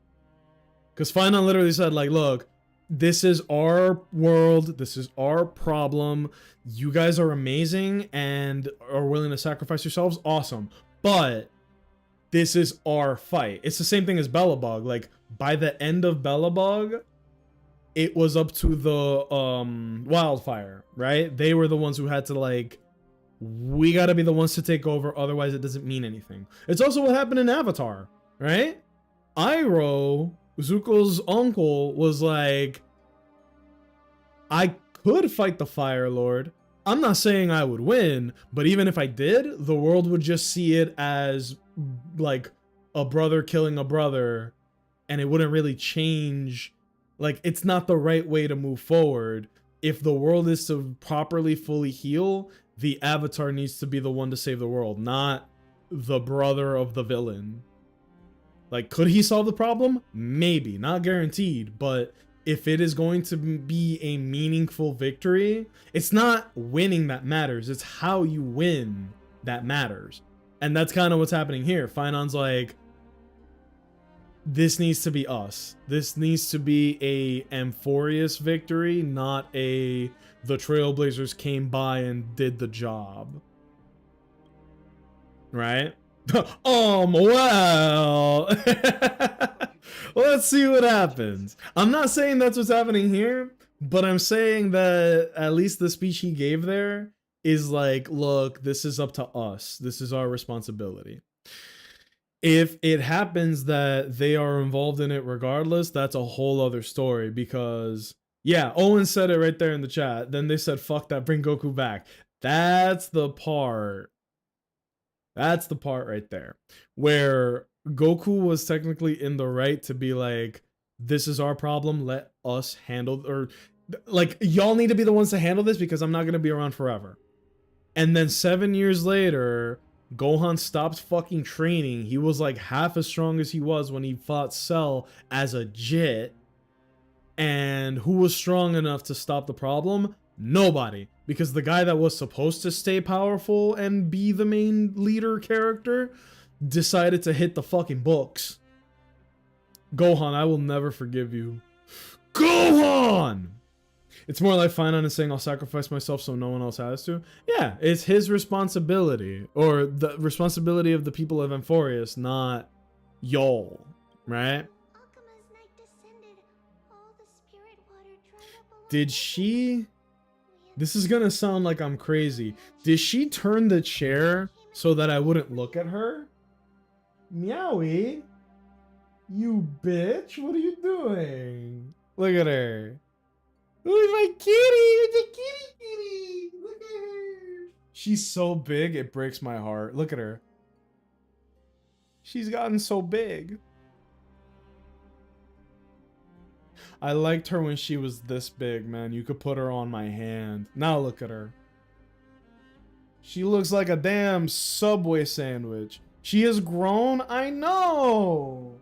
Come here, baby. Look at her. She's like a Subway sandwich, man. I miss when she was just a tiny little baby. Now she's a grown woman. And she likes it when I scratch her ears, doesn't she? Oh, you like that. Mwah.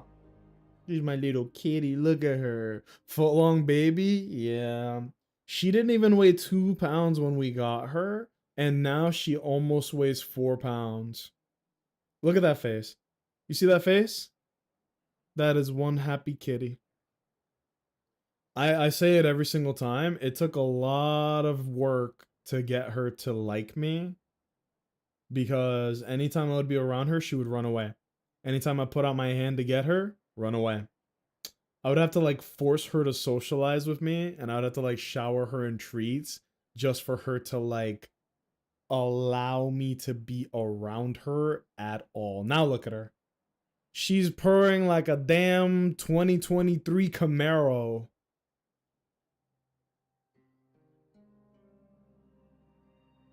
She used to hate me. Oh, you're such a good kitty now, aren't you? She's so happy.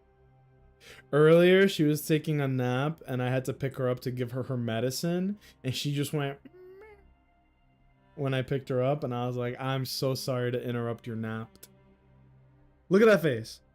Isn't that the happiest kitty you ever done seen? Meowie, I'm gonna smell the top of your head now. Are you ready? Oh, yeah. You're my little kitty. She's so happy. Mwah, mwah, mwah, mwah, mwah.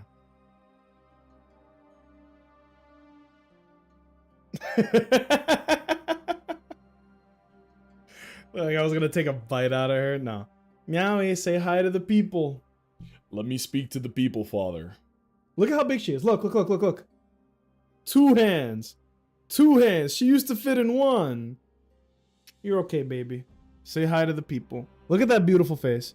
Is this not the most beautiful cat you've ever seen? My baby. I'm gonna give her a treat after stream. She's so cute, man. She's still tiny, but she's so much bigger than she was before. Look at her. Sorry, cat moment. I haven't had a cat since I was like a child, so I'm getting used to being, you know, I'm getting used to having cats again. I love it. She has grown. It makes me sad, but at the same time, I'm also I am excited to see how much bigger they're going to get and like what they're gonna be like when they're fully grown and how their attitudes and behaviors are gonna be. But I will tell you this, I am enjoying the kitten form. I pick her up and hold her like a damn baby all the time, man. Love that cat. The other one, I would grab him too, but he's like at the corner of the room in like a ball huddled up. He likes feeling squished when he naps. You know what I mean? Wait, what? The core flame is currently nestled in the depths of my bottomless tummy? Bro, we're gonna cut you open like Frieza. In half. Cut clean through the ass. Who is this guy? Not Cypher,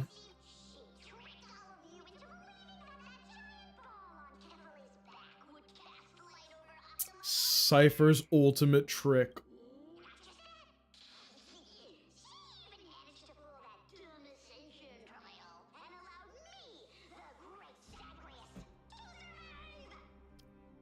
Is this actually the Great Zagreus? Because that's one of the Titans. Don't we gotta like cut Homeboy in half? Speaking of Zagreus, yo, when the hell is almost called it Zeus 2? When the hell is Hades 2 coming out? So for the last I know that it's on open beta right now and you can play it, and that they are constantly adding art and music to the game, but I don't want to play a game that is in the works. I want to play the completed product. Also, I have my clown nose and clown afro and clown makeup ready for the next Nintendo Direct, so I could be like, guys, today is Silk Song, today is Silk Song, and then I'm wearing the clown makeup and I could just immediately go into my next act.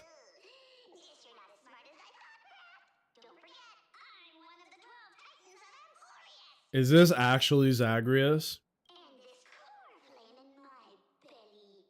Is it not the core that maintains the Titan's life and divinity?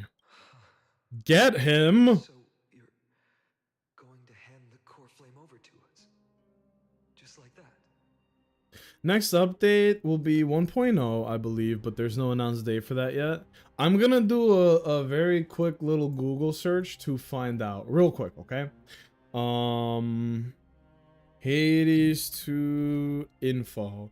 What if I go on Google and put Hades 2 release date real, and then it just gives me the actual release date? You'd be so mad. Hades 2 direct sequel, roguelike dungeon crawler. We know all this. Development update, that's November 2023. No. Excuse me, I was drinking a diet soda. Excuse me, sorry. Sorry, everybody. Sorry. Oh, wait. After more than a year of early access, we're now starting to prepare for 1.0 launch, heading into the final phase of Hades 2 development, which includes adding the story's true ending and other finishing touches. We do not yet have a 1.0 launch date, though we'll share more as soon as we can. True ending, achievements, finishing touches, onwards to 1.0. Ooh. April 2nd, 2025. And it's gonna run on Nintendo Switch 2. Is it gonna be on release on the Switch 2? Because that's fire. I'd like that. June 17th was the latest update. Okay, so like, I haven't played the demo or the beta for it yet, so I am glad. Like, I love it when I don't pay attention to a game, and then the next time I look or wonder, it's like around the corner, right? Apparently there's another Nintendo Direct tomorrow. Yes, but it's like revolving around Kirby's Air Ride, which, if I'm keeping it 100 emoji, that's not as interesting to me. However, I'll show you guys this. Have you guys been looking at the footage of Pokemon Legends ZA that Nintendo has been releasing? I want to show this to you guys, okay? Let's take like a little break because we're roughly halfway into the stream right now. Let's take a little tiny break to catch up on some video game stuff, okay? Is that okay with everybody? Let me change categories just for a moment. Let's take a quick little brain break, okay? So we got this trailer, which I watched, and I do like. First things first, the game runs crispy. Look at how nice this looks. I saw people saying, oh, it looks like PS2 graphics. Ew. Shut the fuck up. Shut up. Shut up. This does not look like a PS2. Your mom looked like a PS2. Shut up. But take a look at this. They did a battle royale mode for Legends ZA, and I've been looking at footage of how the new combat is, because it's new combat. We have never had combat like this in a Pokemon game. This is what I thought Pokemon was going to look like gameplay-wise a decade ago. That I will admit. I thought we were going to have real-time battles and Pokemon running around on the field and literally dodging a while ago. right? People just want to complain. This game looks like it'll be fun. Dude, when the Switch 2 came out and I played Pokemon Scarlet for like half an hour just to be like, how does it look? Does it run better? It runs like a real game now. And when I did that, a bunch of people in the comments were like, wow, Nintendo shill's getting blown away by a game that looks like it was made in 2015. And I was like, bro, you should kiss a shotgun. like, why do people feel the need to be dickheads to strangers for being excited about something on the internet? I don't get it. I really don't. I didn't actually say that, by the way. At least if we're halfway through the stream, we're definitely going to get to 3.4 today. What patch am I on? I thought I was ending 3.3 when Final was giving that speech in front of the fucking city council. This is annoying. Maybe there's too much story in Star Rail. Is that controversial to say? Maybe there's too much. Maybe I should be skipping more aggressively.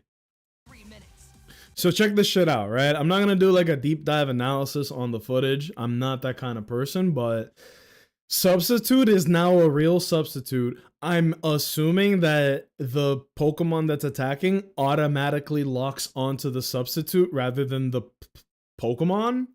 So that's fucking cool. And then look at this. Like, if you look on the bottom right, kind of like where my face is. Yeah, I'm going to move my camera for this because this is fucking crazy. If you look here on the bottom right, these are your 4 moves that the Pokemon has available to them. And when you press them, the Pokemon powers up to do the attack. And then it does the attack. It can be missed. Like, you can miss with the attack. See? And Gyarados used Protect to stop getting hit by Talonflame's Brave Bird. That's gonna knock you out, bro. Yeah, see? And then look here in the bottom right. There's a Mega Meter getting charged up. And this person, it has a Mega Gyarados, a Go-Go, and an Ariados. These Pokemon are ass, except for Gyarados. But who knows? In a game like this, where it's fucking not turn-based, where it's actually real-time, like, this is like a Final Fantasy game now. You click on a skill to use the skill, you run around and fight. When you use a skill, it has a cooldown. That's cool! That's what I thought Pokemon was gonna be like for a decade now. And people bitch and complain about how Pokemon has been the same for the past 10, 15 years. Here you go! Here it is. If this is the direction they want to take the Pokemon series, like the main series moving forward, fucking so long to the old stuff. I'm perfectly fine with getting rid of the turn-based mechanics and going towards whatever this is called. What would this be called? Real time? The Final Fantasy had a name for this. I don't remember what it is. It's like real-time action, real-time combat. There's a name for this. I'm not familiar with it. I apologize. But look at this. Real-time tactics. I love that. Yes. Do that. All I'm saying is if Mega Feraligatr is not a thing, I'd be upset. We don't necessarily know if the starters are going to have new Megas.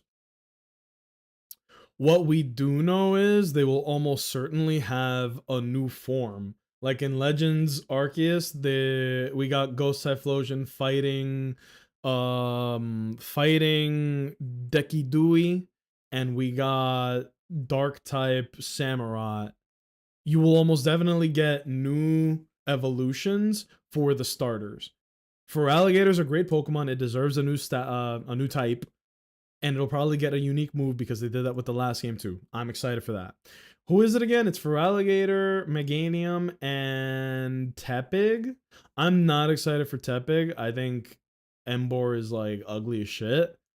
Maybe they'll make him look cool. I don't think so. Meganium, regretted. I had to admit this to you guys. Meganium was my first Pokemon ever. Cyndaquil was my first Pokemon ever. Meganium was my first fully evolved starter. I do have a soft spot for Meganium, despite it being one of, if not the worst starter in all of Pokemon. I am very excited to see what they are going to do to it. Matter of fact, if I were to pick a starter in Legends Zaw, it might be Meganium. It's Chikorita, rather. Like, I love Totodile, but I feel like Totodile's the winner of the trio. He's the coolest one of the three. I don't like Tepig actively, so I think my starter is going to have to be Chikorita. I don't really even, like, regret or feel bad about it. I think it'll be fun. And now that I'm unemployed, I'm probably going to play the game from start to finish. I might even do, like, a marathon. We'll do, like, 2 12-hour streams to play the game. I'll hook a IV and some diet soda to my veins and we'll just fucking party all night. They could have gone with any other starter choice and I'd be fine. What, you don't like Tepig either? I don't either. I have a soft spot for Chikorita though. I love Chikorita, so I'm there with you. Good, good. It is a very cute Pokemon design-wise, and the stats aren't bad. They just give it a very bad move pool. That's why Chikorita is considered, or Meganium is considered unviable, because its stats are at, or not stats, its move pool does not take advantage of its stats at all, and its abilities are pretty mid too. But if it's getting a new form, or even a Mega Evolution, woo, we might just be saved, bro. We might just be saved. I know I'm going Totodile. Tepig is major ass, and honestly, Chikorita is mid to me. A lot of people do think Chikorita is mid. I don't like Tepig either, and I think Totodile is going to be the most popular one by far. Like, as far as water types go for starters, Totodile is a slam dunk, bro. But check this shit out, right? This trainer mega evolves into Ampharos. Look at the moves they have. Protect, Thunder, Charge, Thunderbolt. If Charge works the way that it does in the main games here, I think a Pokemon that doesn't have 4 attacking moves might be way more interesting in this game. Like, if you use Growl, it actually is going to be more useful in this game. If you use Double Team, that sounds like a fucking nightmare. Are you actually going to Shadow Clone Jutsu and have 3 Ampharos on the field at the same time? Look at when they use, look, they're about to use Thunderbolt. Look at how this looks. Blah! If this Gyarados didn't have Protect on cooldown, you can react to your opponent using a move and use Protect on it. That's cool. It's a completely different mentality when it's active, like, options. Gyarados has fainted. When your Pokemon faints, you can still rally and dive back in. This is still anyone's Who is the jackass using Simi Seer?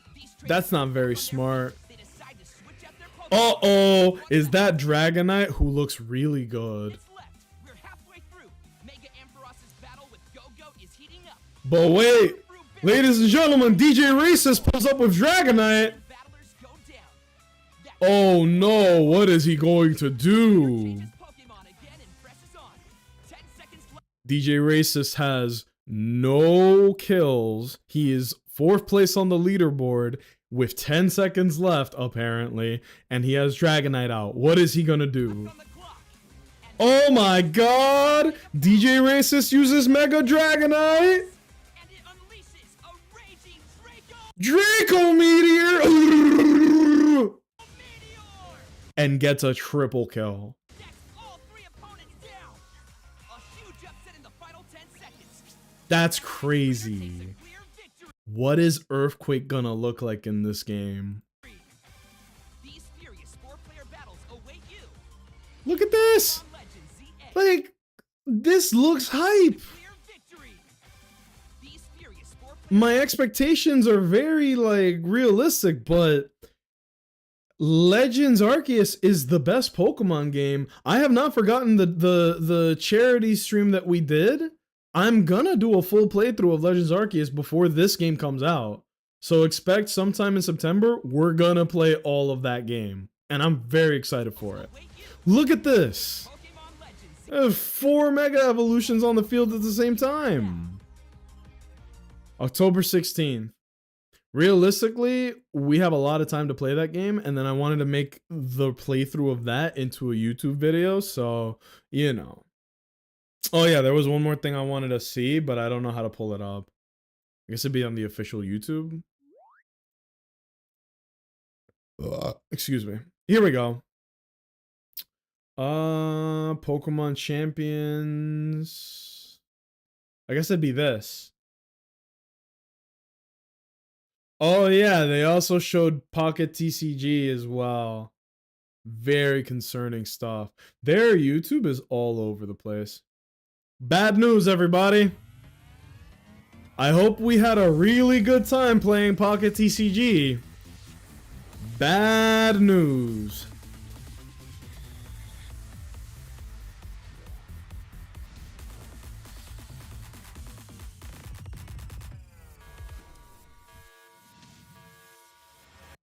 Mega Evolution is coming to Pocket TCG.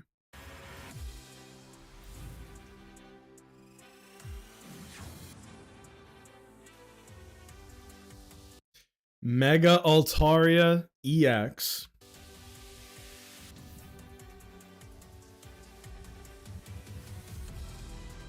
Mega Harmony. This attack does 30 more damage for each of your bench Pokemon. So 40 plus 30 for every homeboy. That is a maximum of 130 damage. This is basically Arceus with one less energy to attack. Or this is basically Pikachu with an equal amount of energy, but way more damage. Oh no! Not him again.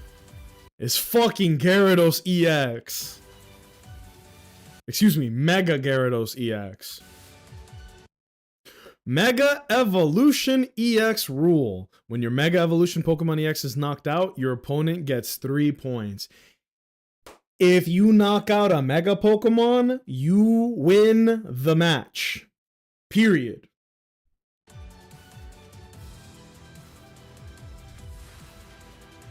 Mega Blaster. Discard the top 3 cards of your opponent's deck. 140 damage!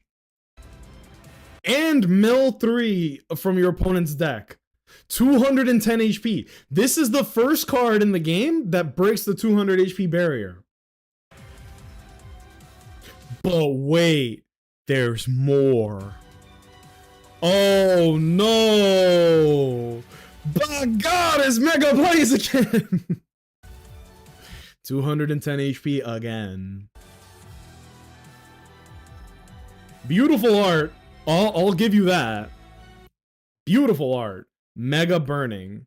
Discard a fire energy from this Pokemon. Your opponent's active Pokemon is now burned. I think it does 120 damage plus the burn, which is another 20. That's 140 damage for 2 counters. 2! 1 retreat cost, which is crazy. And here's what a 2-star Mega Blaziken EX looks like in the game. That card art is gorgeous. Gorgeous. You can literally see regular Blaziken behind it, mega evolving into this. That's so cool. You thought it was sweaty before, it's about to get downright unplayable. It's gonna be ugly. I don't even play against other players. I just try to do the bot battles and get promo cards, and it's already a fucking pain. There was a very large discussion in the Pocket community talking about how, bro, why is it that the latest bot battles are way, way, way harder than the ones before it, than the ones before that, than the ones before that? There's not only power creep if you're playing competitively, there is power creep in regards to the bots.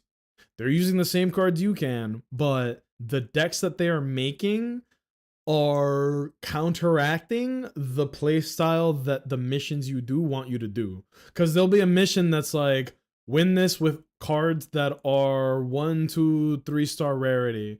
Win this with only a certain type in your deck. And it fucking blows. The Blissey EX drop event was so stupid. It was very funny because it was supposed to be a Blissey EX event, but all it was Ho-Oh Lugia Turbo, and you throw Blissey on the deck to be like, look at how good Blissey is actually. And then they never ended up using it because it's better to focus on Ho-Oh and Lugia. The power creep is so bad. It's liquid jet fuel, dude. When the game came out, the meta was fun because every single deck was viable. You could say Pikachu was annoying because it was fast, but Charizard decks would one-shot everything in the game. Mewtwo decks would ramp up quick enough to do the same. Pikachu just had the advantage of a strong early game, but would fall off in the late game, so everything was kind of balanced. Then the Celebi deck came out, cool. It started going downhill for me when it was the Darkrai Druddigon meta, which was like every game was slow, everyone was using the same deck, everything is boring. Then they added Giratina EX, it just got worse, believe it or not. And then between then and now, the meta's been all over the place, right? EV decks are pretty good. The Ultra Beast decks are pretty good. Silvally Turbo is amazing. And somehow Rampardos is like a sleeper pick that could beat you at any moment. But it feels like the game is unstable right now. Now they're about to add Mega Evolution. I don't think Altaria will be that good, but maybe it'll be like another Pikachu situation where it's very powerful in the early game, but if you don't win the early game, you're fucked. I almost want to say the same thing for Mega Blaziken, but it is a 2-stage Pokemon, so unless you get lucky with Rare Candy, you're not going to be attacking very early on. But fucking Magby's in the game, so you could theoretically, on your second turn, you could be attacking with Mega Blaziken EX. If you have Magby, Torchic, and Rare Candy, you could actually have Mega Blaziken by your second turn and be doing 140 damage on your second turn. Think about that. In the beginning, you could use whatever you wanted. Bro, I was running Dragonite. Not Dragonite EX with Giga Impact. Regular vanilla-ass missionary position Dragonite. And I would win like 70% of the time. It really was a luck of the draw with Draco Meteor, but I also knew how to play the deck well to keep Dragonite in and win fights. It doesn't know where it wants to go. Heaven forbid when the game has Gigantamax mechanics. I have seen what Gmax looks like in the TCG. I'm good. We don't gotta go there. Not to mention, at least for me, I feel like the pack release has been very fast to keep people interested, but it feels way faster for someone, aka me, who's learning mechanics and maybe just getting the hang of something before it's irrelevant and they have to learn the whole new thing. I think that's a good perspective that you just brought in. That is, you are learning a new play style or a new deck, like the way it runs, and before you've even gotten a decent grasp of it, a new deck has come out that has invalidated the meta of what you were learning, right? Because in this latest update, they added baby Pokemon, and baby Pokemon are very unique. They don't need energy to attack. They, like, you know the problem that everyone was having where if you went turn 1, you were at a disadvantage because the turn 2 player can put energy on faster than you? Baby Pokemon fixed that. So now going first isn't a death sentence. You basically sacrifice a point if you're using a baby Pokemon because they have fucking 30 HP, but they speed up your playstyle so much that sometimes you gotta shrug and say, fuck it, bro, it's worth it. And so that like cracked the game open. Why? Is if you were having trouble keeping up with the meta of the game as it was, adding baby Pokemon brought back a lot of old decks, and not in a good way of like, oh, well, now this is viable again and I already know this. No, now it's like a new play style, a new deck building that you're going to have to learn.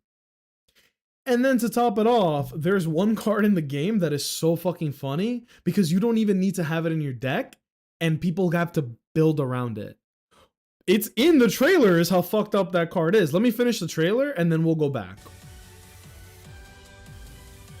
Am I excited for this because I like the game and I play it daily and I'm interested to see where it'll go? Yes. Do I think this is a good idea? I don't think so. It's such a delicate meta as it is that throwing 3 Diesel-ass cards might be kind of crazy. Now let's go back. Look at this. So this is funny. Why is every single card they show in the beginning of the trailer is a heavily meta card. Every single one.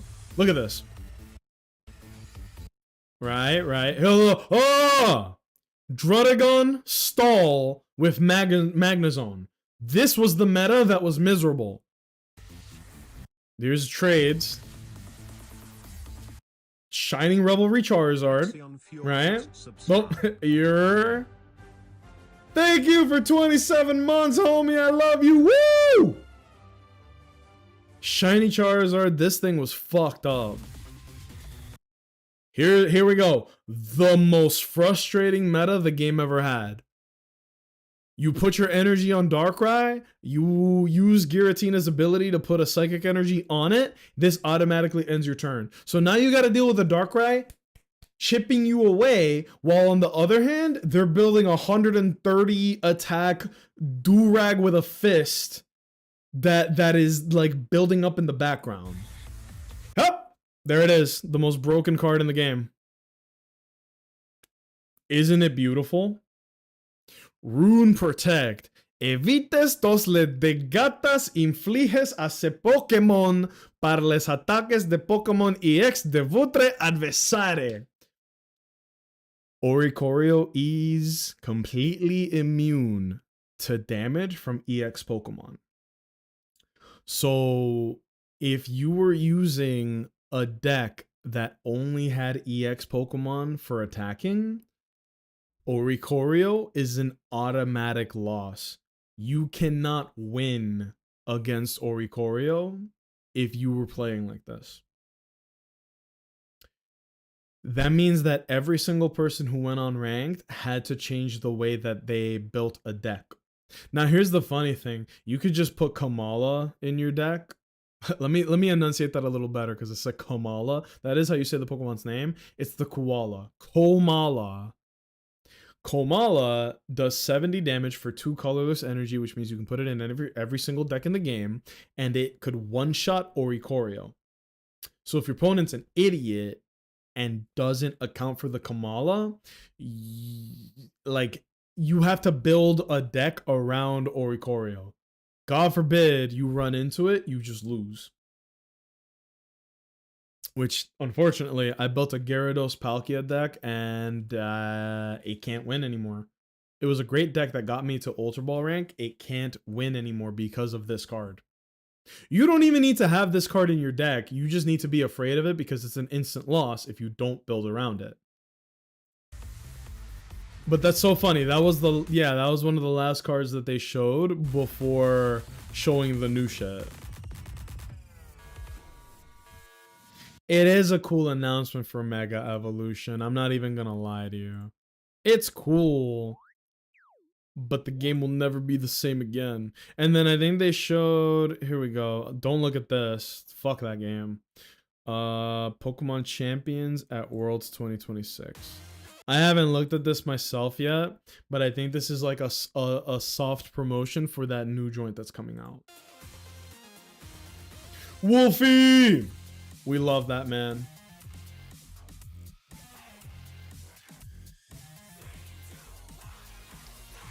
I would die for that, man. Alright, so check this out. This is Pokemon Champions. They did show a little bit of how the game is going to work. Bad news, everybody. You're going to have to spend some money to be relevant in this game. You can get your shit for free, but if you really want to play this game, you got to spend some money. Observe.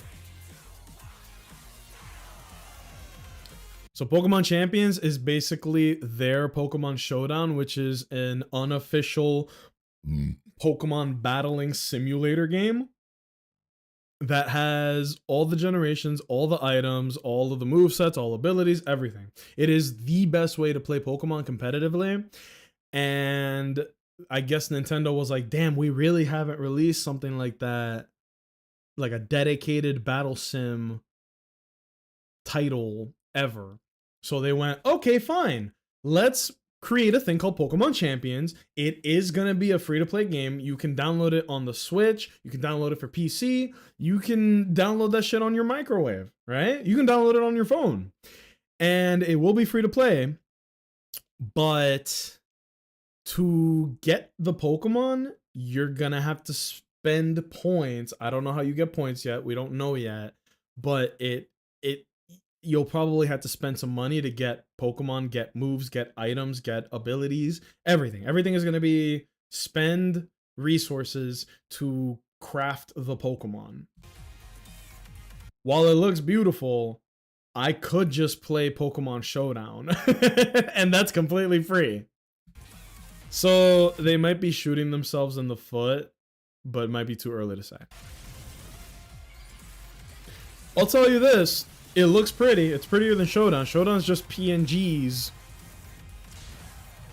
It is nice to have an official Pokemon thing. But if it's between spending money and a free version of this, I'm gonna do the fucking free version. But it might be fun to do this like a stream or two, right?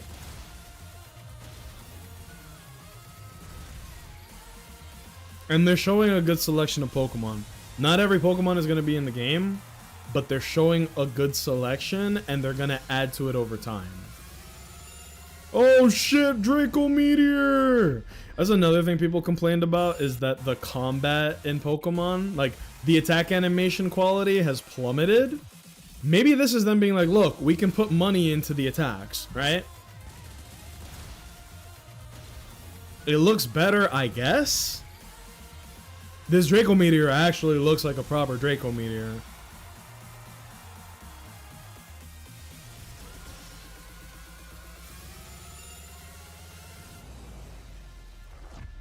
Who knows? We could go many directions with this game. It's Nintendo, so I'm gonna hold my, I'm not gonna hold my breath is what I'm trying to say. I don't know whether or not I'm gonna try Champions. It'll be free, so it's like, it's at least worth the look, right?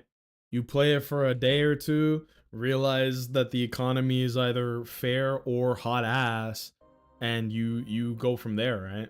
If enough people I know try it, then I will. Yeah, like Pocket TCG is pretty free to play friendly, especially because they let you trade essentially every card in the game, just not like high rarity, but you can get every card, so it's fair in that way.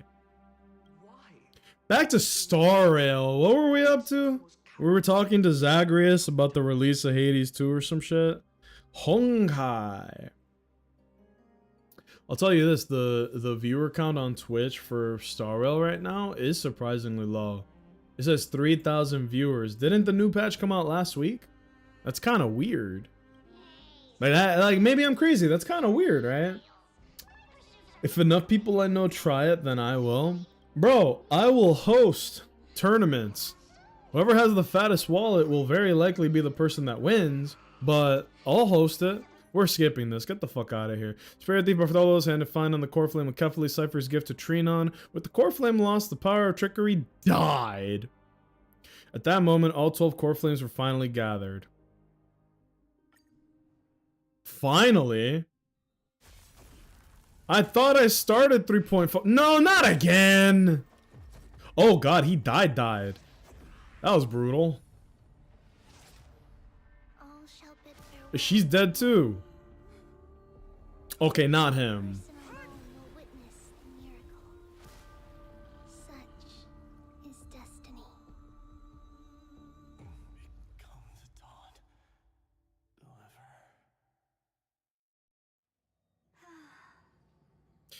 Deliver. That... We saw somebody's neck get snapped like a twig in Star Rail Story before. This might be the most graphic death we've ever seen in this game. That boy got shish kebabbed and you see him die. Burning skies, shattered statues, corpses strewn. Wowie zowie. What a mess. If this is Herta! Milady. A chance to battle it out with DJ Racist, sign me up. I think if I put in the words DJ Racist in my Switch 2, the console would just brick itself. Nintendo will be like, that's not very friendly now, is it? And then somebody from Nintendo would like break through my window and punch me in the throat. This you can skip and read the summary. Thank you! Herd and Skrulum use projectors to perceive what is transpiring inside Emphorius. They agreed the priority was to track down you and Don Hong. Herd revealed that the true nature of Emphorius was that of an Emperor's scepter. I don't know what that means. This was a no-holds-barred ass-beating for the Emphorius guys. It was prophesized, bro. Aglaia is dead. Cypher's dead. One of the Tribbies is dead. Not all of them.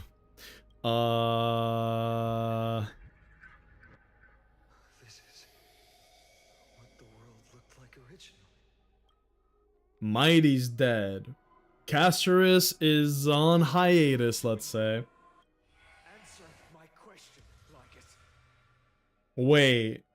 Why is his name now grayed out?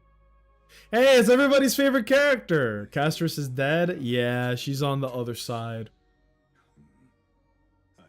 Oh, that's what I meant when I said on hiatus.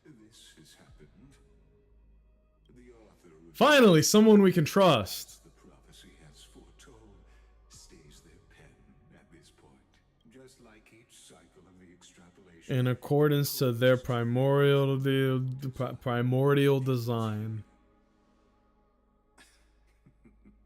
Stepped into the space purely for one purpose, to witness the prophecy and miracle of Genesis. Oh, great. Yeah, you're just a spectator.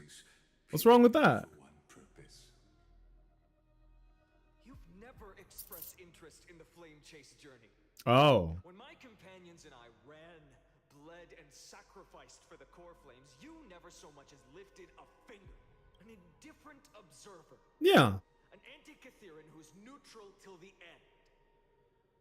Why would you suddenly express concern for the Chrysos Heir's mission?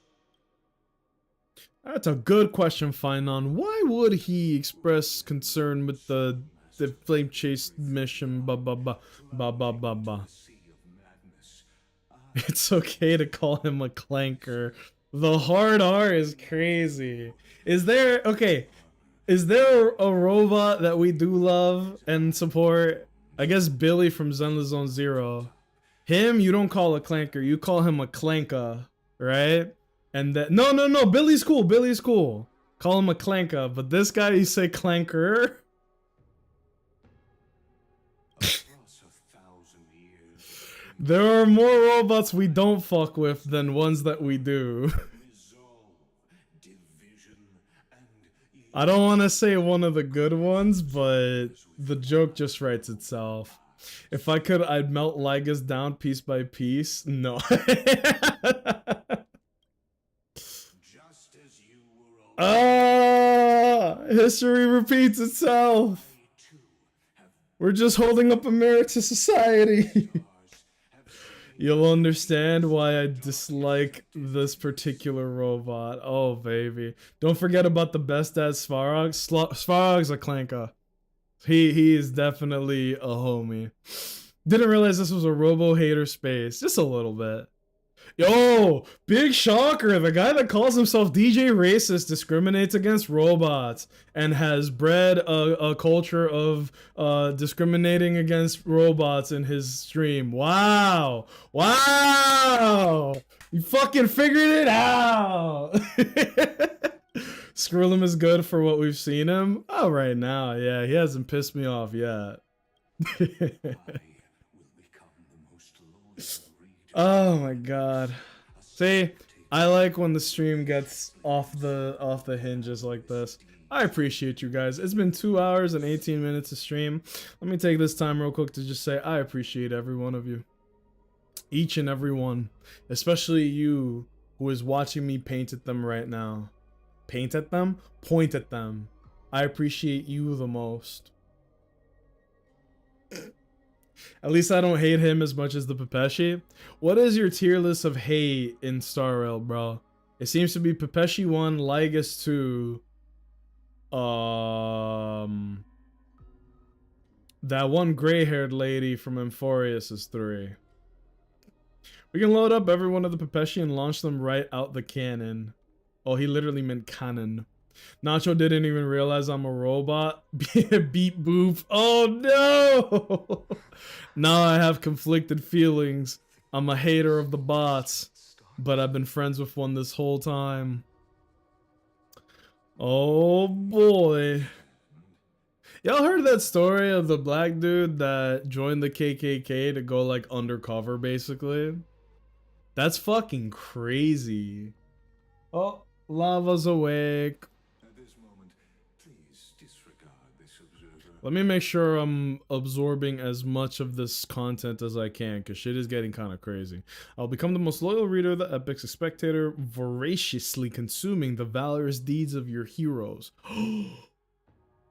Pepeshi 1, Ligus 2, Kindness. There you go, Kindness. The monkeys from the university shit 4. Oh, you mean the banana mazements? Those guys are nuts. That patch had me ripping my hair out. The Rappa patch. I was just enjoying the good music. You know me, I'm not a dialogue enjoyer. I was skip maxing. I once believed that as long as I chased the flames relentlessly, Let me know how the audio sounds for the game, guys. If you need me to turn that shit up, let me know. would reveal its truest Maybe one day I'll be able to use Rappa. I was so excited for her, and then I just can't put her in a team that I would consider good or viable or synergistic or worth my time or investment at all. Maybe one day though. They, all who passed, never once received the justice promised by the prophecy. It's crazy that when he came here, his name was grayed out. I do love it when games and anime do that. The bird guy from Penacony is at number 5. Oh my god, I forgot the bird guy. See, the bird is a metaphor, right? And the cage is another metaphor for how Sunday and Robin were basically like caged birds who, you know, their whole thing was like, we need to break out of our cage and learn to fly, right? It's a very classic metaphor in a lot of media and pop culture and such. It's a pretty easy metaphor to understand. It's like baby's first metaphor. Yeah. The name sensor here had me sitting up in my chair. What if his name is Whack? What if his name is like Frank, something blue collar, John, Phil, Joe? No! The hero of Amphorius is named Joe! Or Kevin? Nuh-uh! I see what you're doing there. I see what you're doing there, but I'm not gonna disagree with you. Kevin would be Whack. I know, you like Krabby Patties, don't you, Squidward? What the fuck is Kevin? Okay, but Kevin is actually a thing. So it's very funny that Wise said that. That is like an A+ joke. That's a deep cut, man. Wise, that joke is for you, me, and like 7 other people. Currently, after playing through Amphorius, fuck Ligus with a giant spoon. In the words of Waffle House, wherever she may be, he can suck your ass from the back with a straw. She said it, not me. I'll make that very clear. This time, will an epic within this Who the fuck is this? Is it you?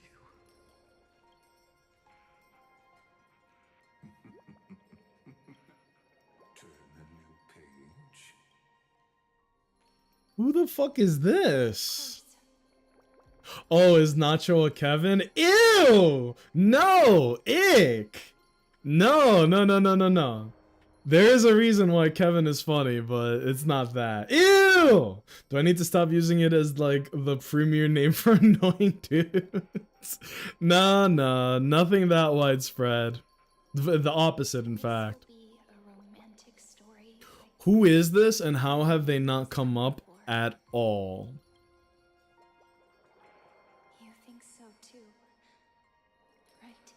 Cyrene. That is a hell of a character design. Who the fuck is this? Chip Dust. What's shaking, bro? What's going on, man? How you doing? Hoyo does this thing where they have characters who look very similar in their different games and technically, why does that look wrong to me? I know you spelled it right, but it just looks wrong. Technically are different characters, but will share some similarities. Kevin is Spinon's correlated character from Honkai Impact of the Third. Yeah. So, Bunny, I think that Wise said it perfectly. Basically, in the Hoyo games, there will be characters that look extremely similar intentionally and will be like, we are different people, but we look exactly the same or extremely close, and we have similar powers or like power scales, if that makes sense. So one very easy example is there is a character in Genshin named Raiden, right? And she has purple hair, uses a big ass sword, and has lightning powers. And in Star Rail, we have Acheron, right? And then you find out, spoilers, but not really, this character here, Acheron, her real name is Raiden, right? So same name, same hair color, same fucking element too. It's just lightning maxing, right? And they also did this with Honkai Impact because that's their original game, so it's fucking very common. Another one, like what's another easy one? I think Bronya's one too, right? I don't know what her equivalent is in Genshin, but people are predicting that it's going to be the Cryo Archon is going to be Genshin's version of this character. Bronya and Seele. Yes, thank you. Yes, yes. There you go. As well as, who's another one? Who's another one? Not Himeko. She's not in this game yet, but there is a Yai in all the Hoyo games too. I actually had Yai in Honkai Impact. There is a Yai Miko in Genshin, and the data miners have already pointed out there's gonna be a Yai in this game. Will she look the same? Probably. She might have pink hair. Well, no, that's a guarantee. What the fuck am I saying? She will 100% have pink hair. And that's gonna be Yai. Oh shit! I didn't know this was her idol. That's dope. That's very dope. I like that. I like that. Himeko 2 and Welt, though Welt is implied to be the same character. Yeah, Welt is a bit of a funny case where he is not just, oh, I look exactly like a character from another game. He might literally be the same Welt from the other game somehow.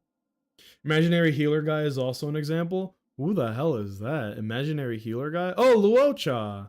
I didn't know that. That's good to know. That's good.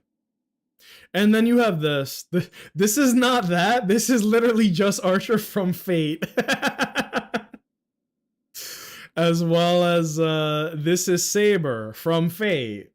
This is not, oh, she looks and has all the powers. This is literally just her from that game.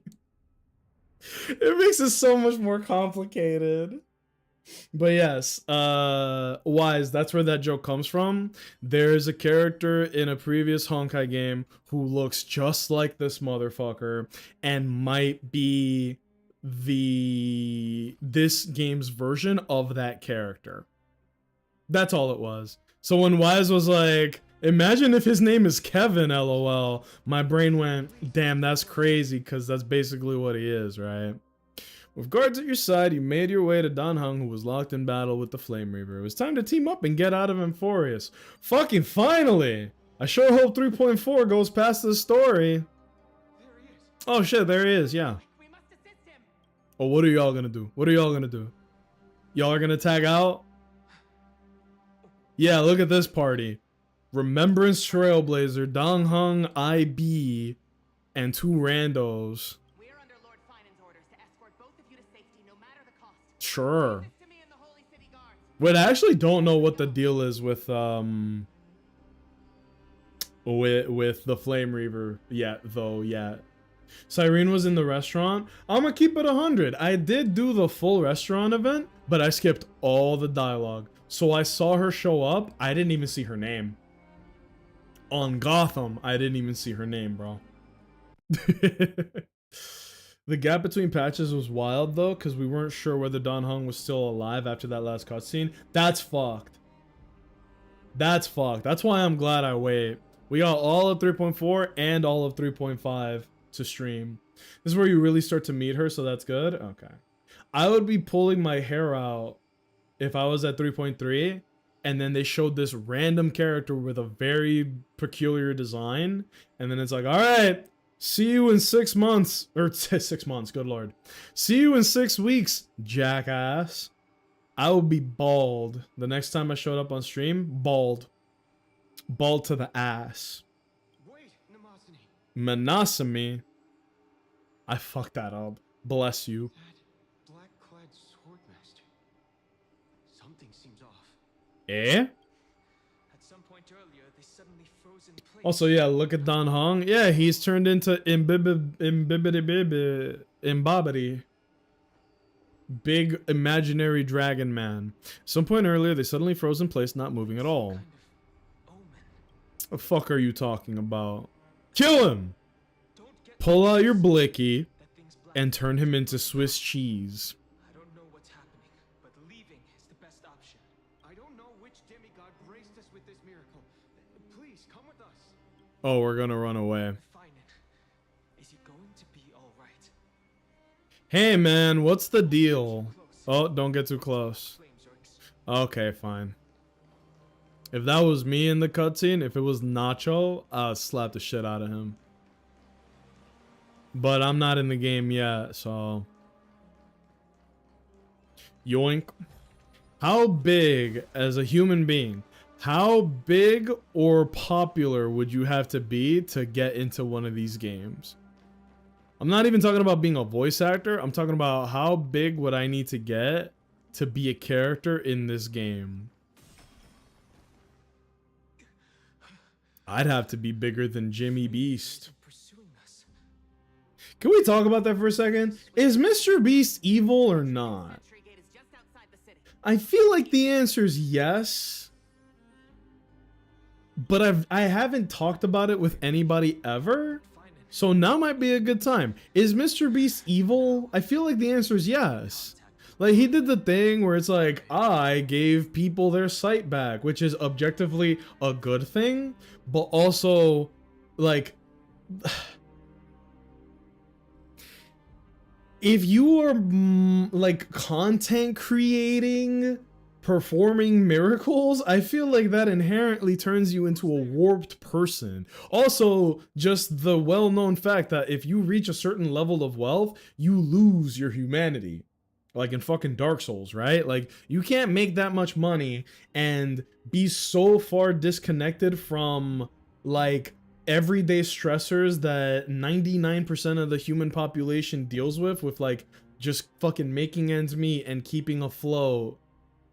I feel like you have to be disconnected from reality at that point, right? I mean, he's definitely not good, but also, yeah, I feel yes. It's like, there's little bit of evidence that he's evil, but he does a good job of covering it up. Fucked up at the very least. Fucked up for sure, yeah. But that's the problem, like, being fucked up and being evil are two different things. He's definitely fucked up. Cause, like, look at Squid Game, right? Squid Game is this, like, a dystopian ass story where people have to literally put their lives on the line in order to obtain an unbelievable amount of wealth. But the only people that go into that were the people that had, like, hit rock bottom and had no other choice but to become entertainment for ultra rich people for the fun of it. What is $500 million to rich people?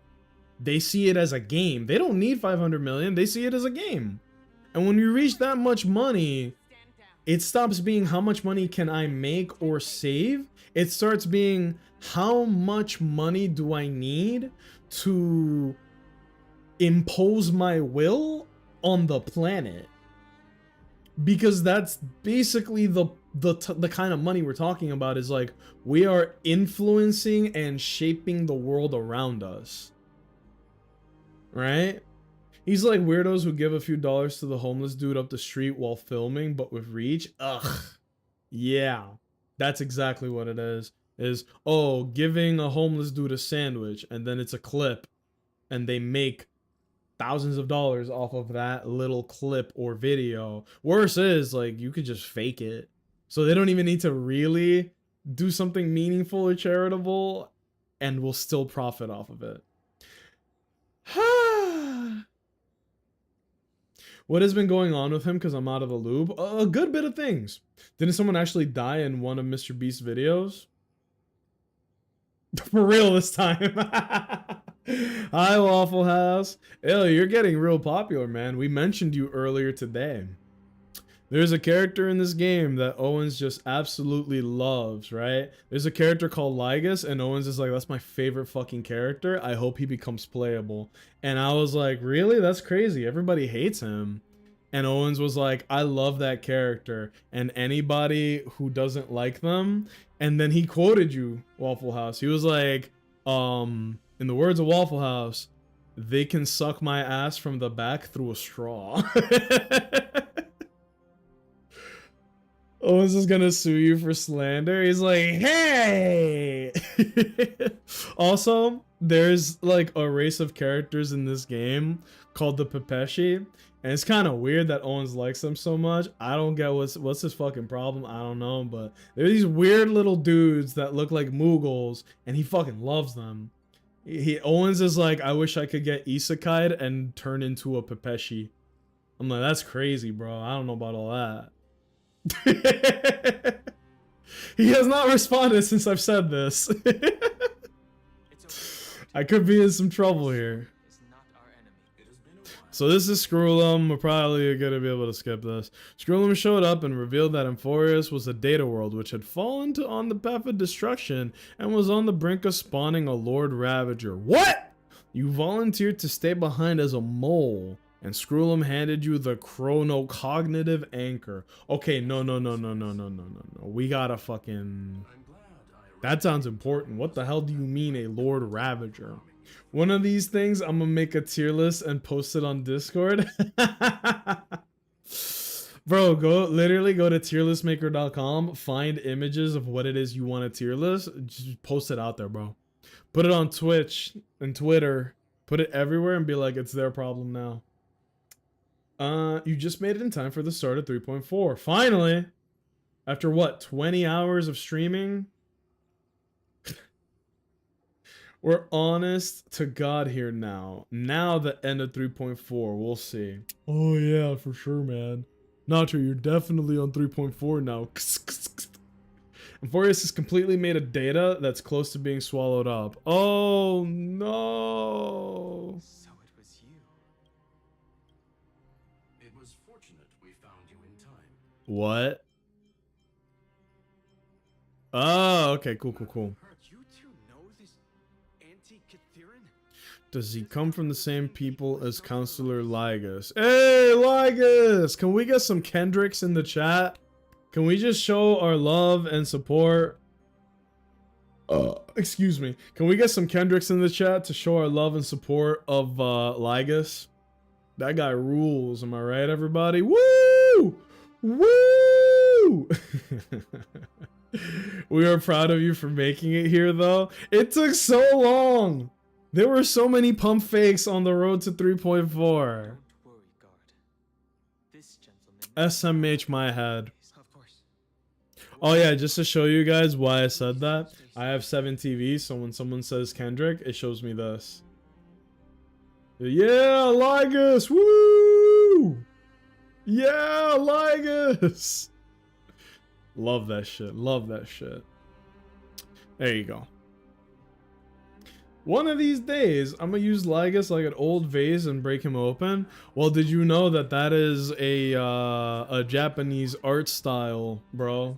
you break something and then you put it together and you put gold on the cracks to signify the beauty and fragility of an object, to show that while it may be quote unquote imperfect, it is still quite good, and your imperfections are gold. Some shit like that. That's only if you put it back together. We should put Lygus back together and put gold all around him. It's a metaphor, you see. Let me explain. Let me, fellas, let me explain something called a metaphor.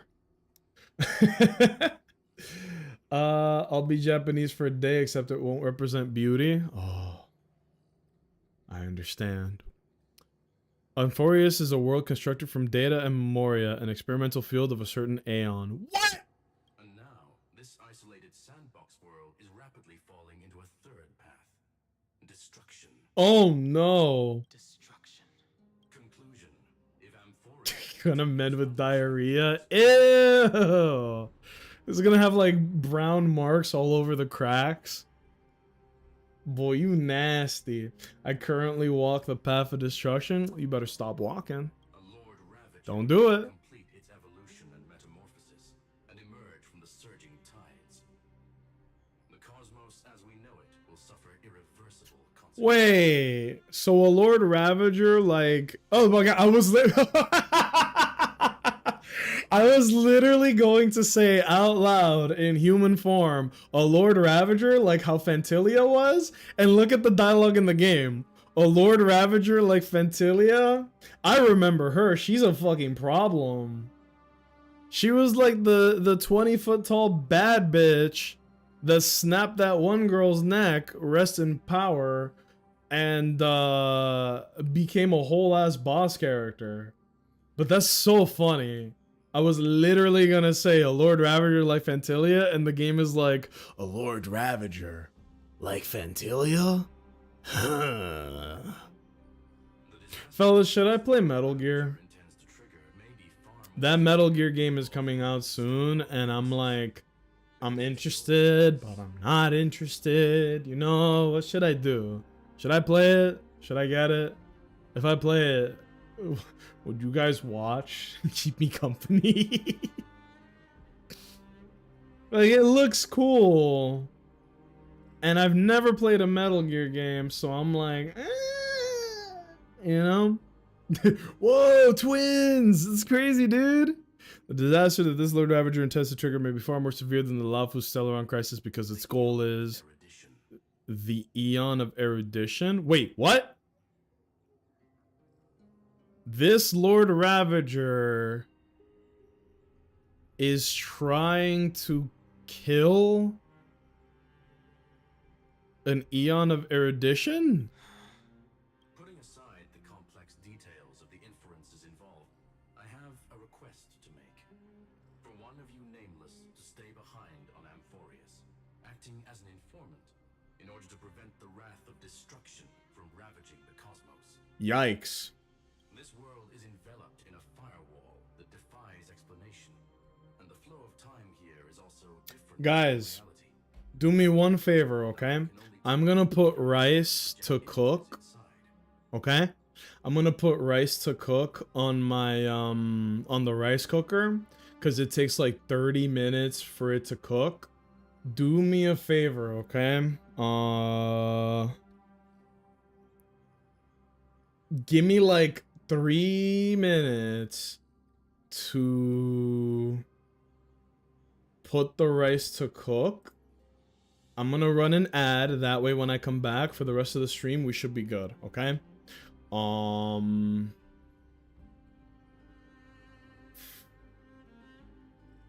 Fellas, pick an animal.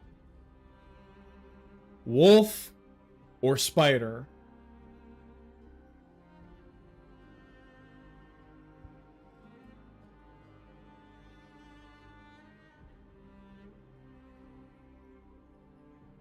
And we're gonna make this a 1-minute poll.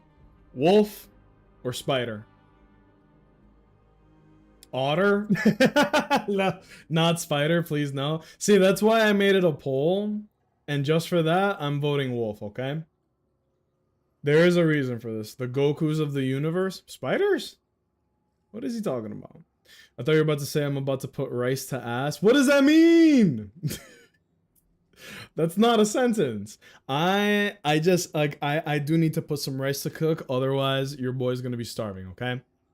So it looks like it's gonna be Wolf. For Wise's sanity, I'm just gonna pick Wolf, okay? I am gonna mute the game. I am going to put on a video.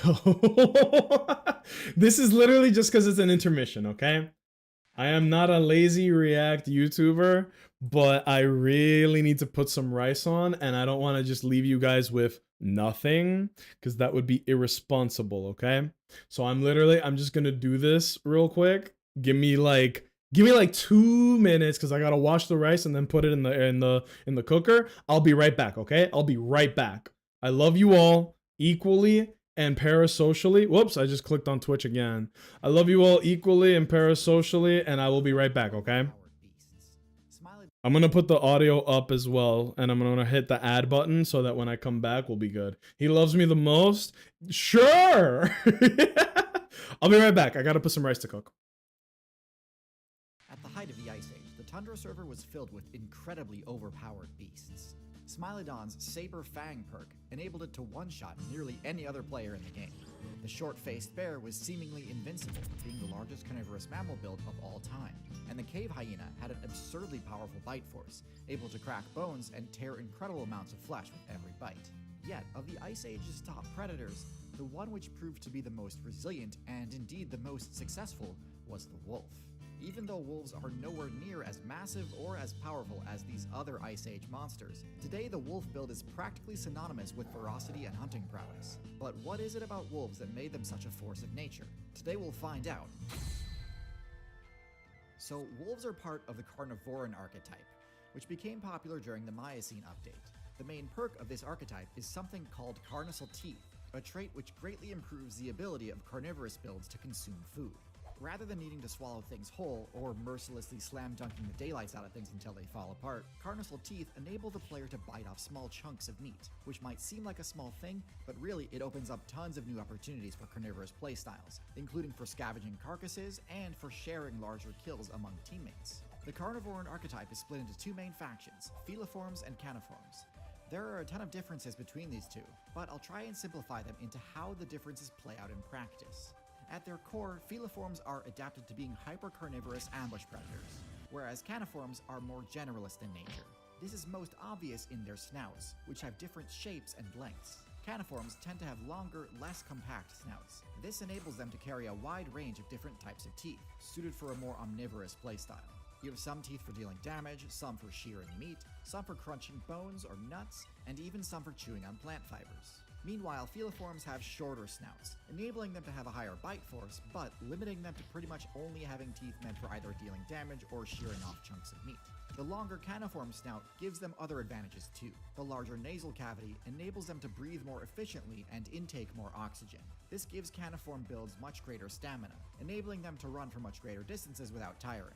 It also facilitates their vastly superior sense of smell, which enables them to track prey, scavenge for food, and find teammates. So it makes sense why just about every Feliform build is an ambush predator, whereas Caniforms can be anything from acrobatic marine builds to slow tanky herbivores. Focusing more specifically on wolves though, pretty much everything I've said so far about the Caniform build applies here. But for a more in-depth analysis, let's take a look at the wolf's base stats. So, as ferocious as wolves are thought to be, their power stat is fairly mid for an apex predator.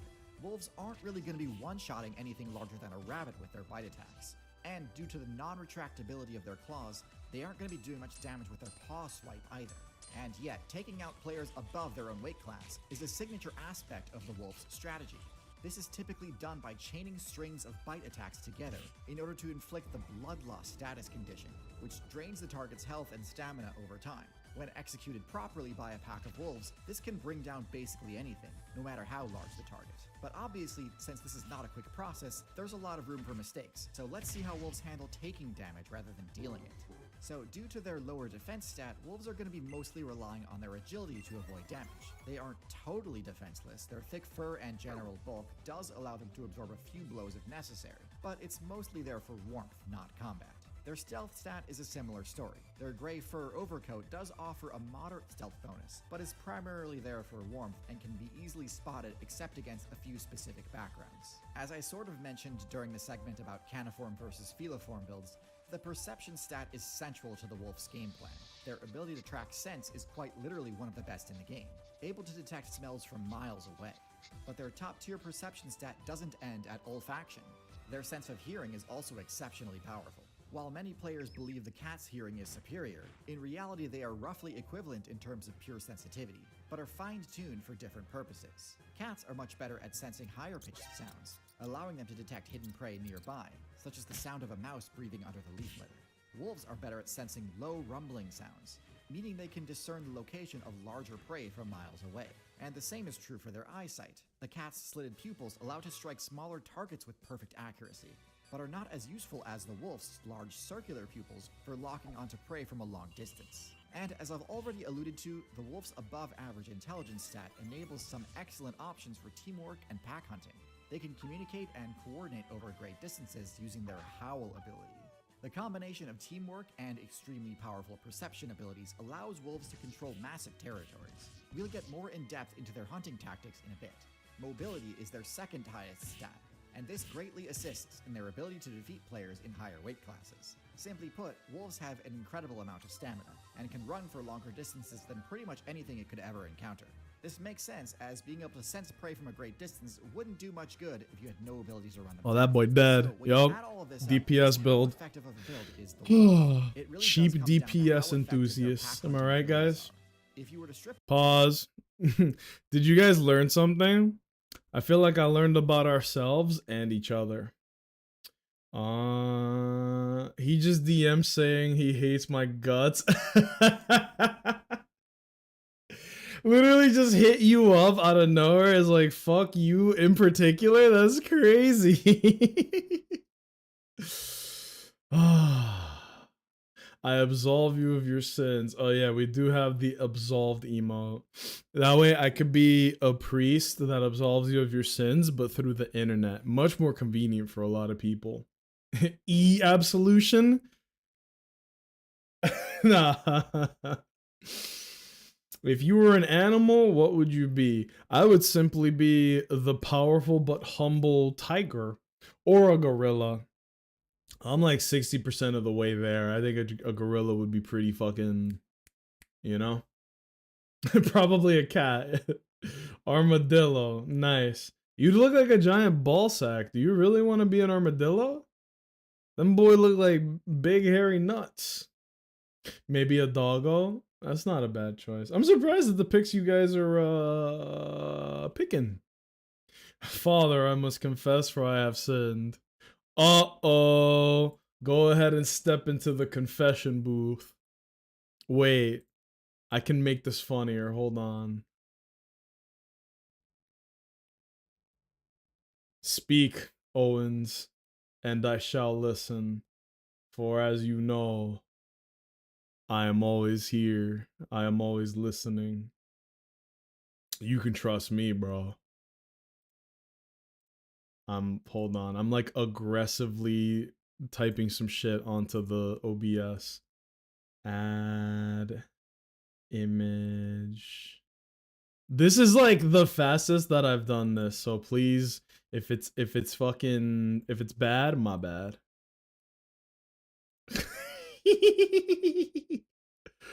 Oh, too far back. I have to put this on another source, or I have to put myself smaller. Yes, my child, please. What problems avail you? Am I gonna get in trouble for this? Do as I command! Now confess to the chat. What problems do you have? I could look people in the eye and tell them you were hit with my nuts. Oh boy. You're like an assist in a video game. I may and may not have gassed someone into sparking 0 ass beating. 20 slaps in the face for that one. As we all know, arena fighters are not real video games. They are a flashy single-player experience that have been overblown to be forced as competitive games when we all know they are not competitively viable and very broken. Also, Owens, were you not also my little lamb in a previous stream that claimed that you hated fighting in the Demon Slayer arena fighter as well? Priest Protein doesn't really appreciate that. That's a double standard. That's another 10 slaps to the face. Like, arena fight. Yes.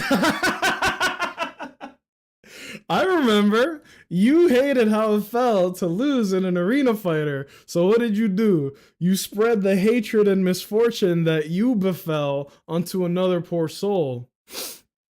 Oh boy. You can trust me, I won't tell anyone as he broadcasts his schedules for VOD archive. That's true. I look away for a minute and look back to Nacho in a confession booth. Confession beam! Oh man. How the fuck do I just did this for the meme, but I do need to like fix this to go back to normal. Ew. Who in here is feeling nauseous when I do that? Is that normal? Does that look normal? And then get rid of this. That was fun. Remove that. If there's no undo button on OBS, by the way, I want you guys to know that. I think we're good. Does that look right? That looks fine. Oh man, that was fun. Hello to Maddie. In my defense, I conned them using Hercule of all people. If they lost to you using Hercule, that is a lot easier to defend, actually. The vibes are restored, Owens. No lashings for you. Excellent job spreading hate and misfortune to the community. You've learned well. I love it when my disciples spread hate and ignorance. There you go. And now we're gonna pretend that never happened. And if anybody points to the VODs, no, they're not. Where were we? This world is enveloped in a firewall that defies explanation, and the flow of time here is also different from reality. Madam Herda and I can only tear open a gap and project images inside. So, Amphorius is like somebody's science project. However, the accidental crash landing of the I forgot Scrollum had voice acting. both of you were able to successfully land here. There must be some principle behind this we have yet to fully grasp. Ooh, hold on. I was cooking the rice. I'm gonna let the girlfriend know. She should use the sesame seeds that we have in the cabinet on the food we're gonna be eating. Use the sesame seeds for...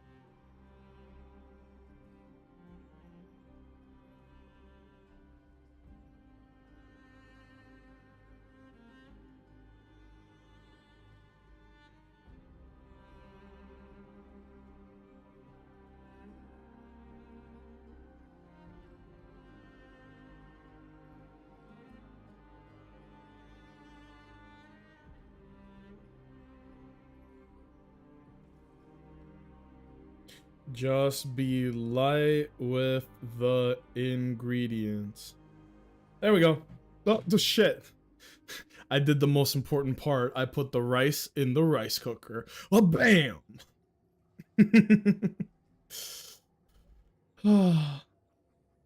I'm like the stink meter of fighting games. Everyone hates you? That's basically what that is. As Amphorius is already facing its end, how can we guarantee the safety of the person who stays behind? That's true! The two of you may view it as a kind of space anchor in the world of erudition. Really? It can also serve as a bridge for communication between the internal... Wow!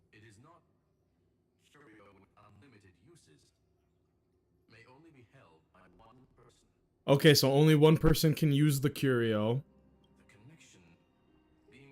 This is a bad time for him to be going through a tunnel. Quickly as possible. 2 final messages. 1. Intellatron, named Ligus, possibly the primary culprit behind everything. He's lying. Ligus? Stop it. Bertha discovered a clue. Miss March has already been drawn into Amphorius. Whoa. That's a big one. That's a big one. Kitties, what do you guys think of that? They're both asleep. Holy, after how many patches? Cold. It's freezing. Hold on. Am I dreaming? This is way too strange. Uh-oh. Everything's spinning. And I can see webbaboos flying around. But I was literally just talking to Himeko. How did I... When did I... That's it. My guy warned me about this place. Right before Kappa. Oh my god, that should look like the end of the world. Oh no. Have I accidentally walked onto some weird path? Have I done something crazy without remembering? Unless forcing Pom-Pom into new outfits Ha! and borrowing Mr. Yang's shoulder massager count. Ha! Hold up. No way! She thinks she's on the path of elation? Child of remembrance. Into the depths of the path space. Who's... hey! Cut it out! They just come out of You're there, town. just... You're come out freaking me and out, talk, I can't okay? even think straight. Hold on. Is that I didn't expect Amphorius to be where we learned more about this character. Cast aside your fears. Step forward through the gate of memory. the voice? I mean, the gate of memory would be pretty good on this character since, you know. Obviously, if you guys have the answer, Don't fall for it! if you guys have the answer to this, don't Turn back now! don't say it, but Diviner? From the Wafu? okay, we know about one of the characters coming up in the game. Don't answer this if you know, but I am so curious as to, like, is she a character from Amphorius who got out? Is she not from there and that's not her story and there's more, but she is tied to the conclusion of Amphorius? Like, obviously don't answer this, but there are a lot of questions that I have that has not, you know what I mean? Like, we haven't talked about it too much because she hasn't been in the story up until right now, but I have a lot of questions. And you, Miss... And why are they here? Good to see you again, March. Oh!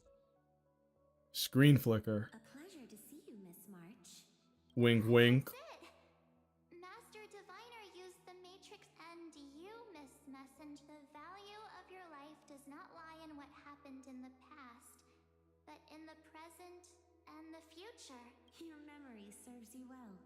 No, it doesn't. That's the whole point. I conducted some experiments with the 6-phase ice you left us. Thanks to the Garden of Recollection, the Matrix of Prescience has made a breakthrough in extrapolating the past. Now, we might be able to bypass the obstacles and look directly into your history. Ruh-roh. The Master Diviner is right. Continue down this path, and you'll be able to find your lost memories at the end. Since we last met, you've grown much alongside the Trailblaze. Well, there goes my Ice Princess fairy tale. I need to know, Master Diviner, Miss Messenger, this isn't just another dream, is it? If this is real, why reach out to me at this exact moment? The situation is dire. Oh boy. She's right. The Garden of The Garden of Recollection. And it hangs on her memories. Anything to preserve the garden for now. But in time, you'll understand. Your destiny and the path of remembrance are extremely closely intertwined. Word? Now go. So, I just... This way, March. Concerning. Path awaits beyond the gate of memory. Okay. Stop! They're just mimicking people from your memories! Nah, it sounds legit to me. That voice again. It's not like I can turn around or wait, right? Don't let those bad people deceive you. The gate. Now it's... you two? Don Hung and my guy? Hey guys. Oh, There you are. Finally. this is how I know it's not us. Dialogue from the Trailblazer. The trail Unlikely. just isn't the same without you. Traveling's no fun without you around. Bars. Duh. What's Team Trailblaze without its star member? Wait a sec. You might look like you two, but... The real Trailblazer would never glaze me. We understand your confusion. The Garden's allies help us establish this neural link to reach you. Garden's allies. Uh-oh. He would never say anything like that. Yes. Keep going, March. Find your Uh-uh. This is more tempting than a K-pop boy band. Finding my past. Yeah, she literally said that sounds really tempting. Trailblaze new world. Trust in yourself, March. Follow us. Let's go. Why does the voice not want her to go through that gate? That is, Step into it's claiming that it's a gate to the path of remembrance. your true self. Susj. Very susj. Wake up! Slow down! Yeah, this is good stuff. Those words sound so sweet. But keep your eyes open. Don't let them fool you.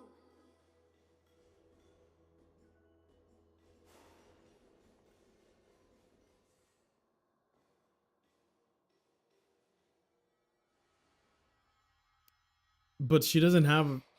Oh, ah! I finally caught up. There is a striking resemblance here. When they're fucking next to each other like this. Hey, are you alright?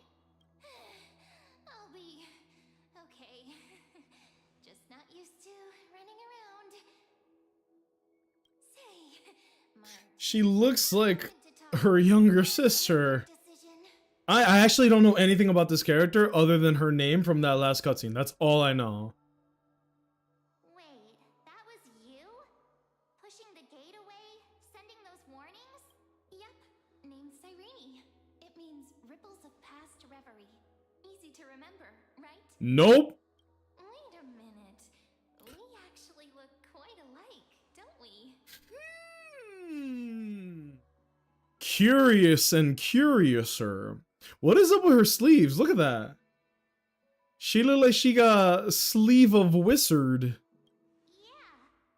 Your pink hair is just as eye-catching as mine.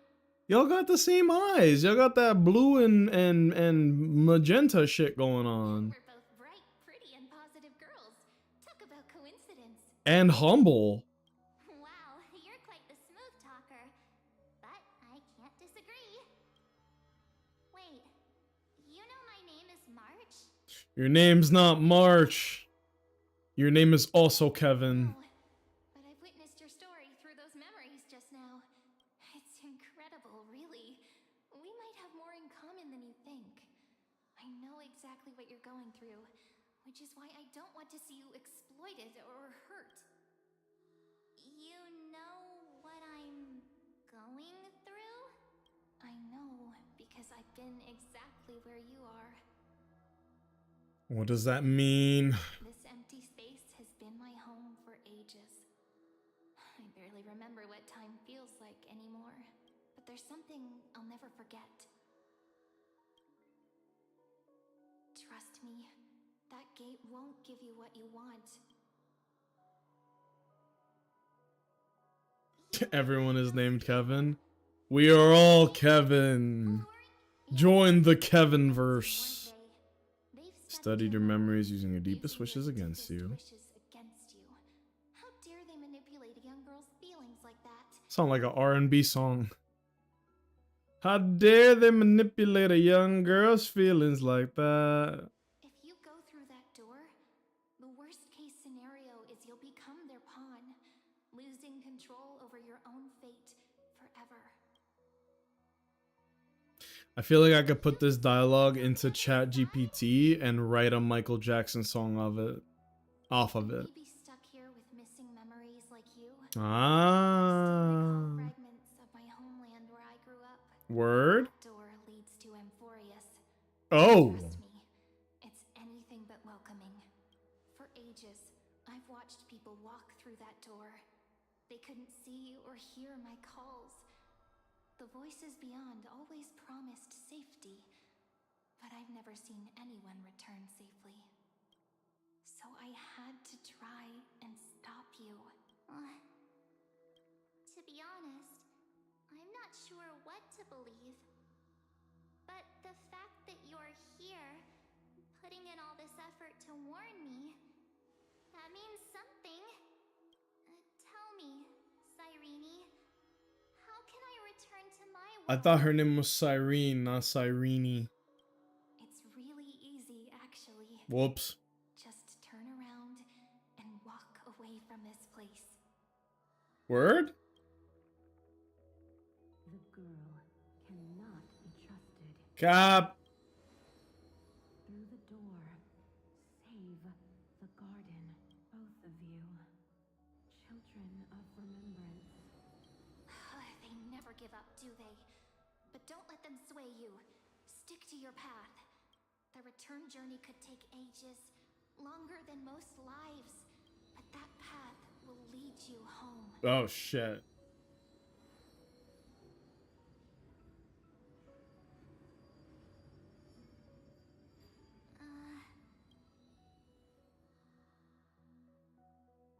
Thank you, Cyrene. I guess it is Cyrene. What I need to do. I like Cyrene better. Into Amphorius. Wait, what? Thank you. I know what I need to do. I'm going through the gate. Wait, what? Facts. What? Don't worry. I believe you. It's just that, for me, the only place I can call home is right beside my friends. Damn. Friends are already on their way to Amphorius. They may seem capable, but only I know. That's a pretty cool character moment. Because I think anybody else would be like, well, if I'm being tricked and they want me to go through the gate, I trust you, I'm gonna not do that. But she's like, I believe you that they want me to go through the gate and that it's not a good thing and I'm gonna be manipulated, but I gotta be with the homies. Your absolute disaster is waiting to happen. They won't last 5 minutes in a new world without me. Wow. That's why I need to go through. Amphorius or not. When the three of us are together, there's nothing we can't handle. That's pretty based. We'll explore, understand, establish, and connect. After that, we'll find our way home together. I see. You've got people who mean the world to you, too. That is so heartwarming. March, if that's what you've decided, you have my full support. Birds of a feather we are, looking all sweet and innocent, but with hearts of fire. Oh, stop. You're making me blush. This is a good cutscene. Well then, I guess this is it. Rip. This is good. This is very good. I didn't expect this. I do love me some heavy lore. I really do. I wish they would do it a little better. Who knows? And we don't know anything about her still. But don't worry about me. After all this time here, I've grown quite used to chatting with with my imaginary friends. Since Amphorius is your homeland, if there's a way to help you, my companions and I will do everything we can. Then I'll look forward to that day. She has a good character design too. Hope one day she'll be playable, but who knows? Story awaits, March. Make it an epic one.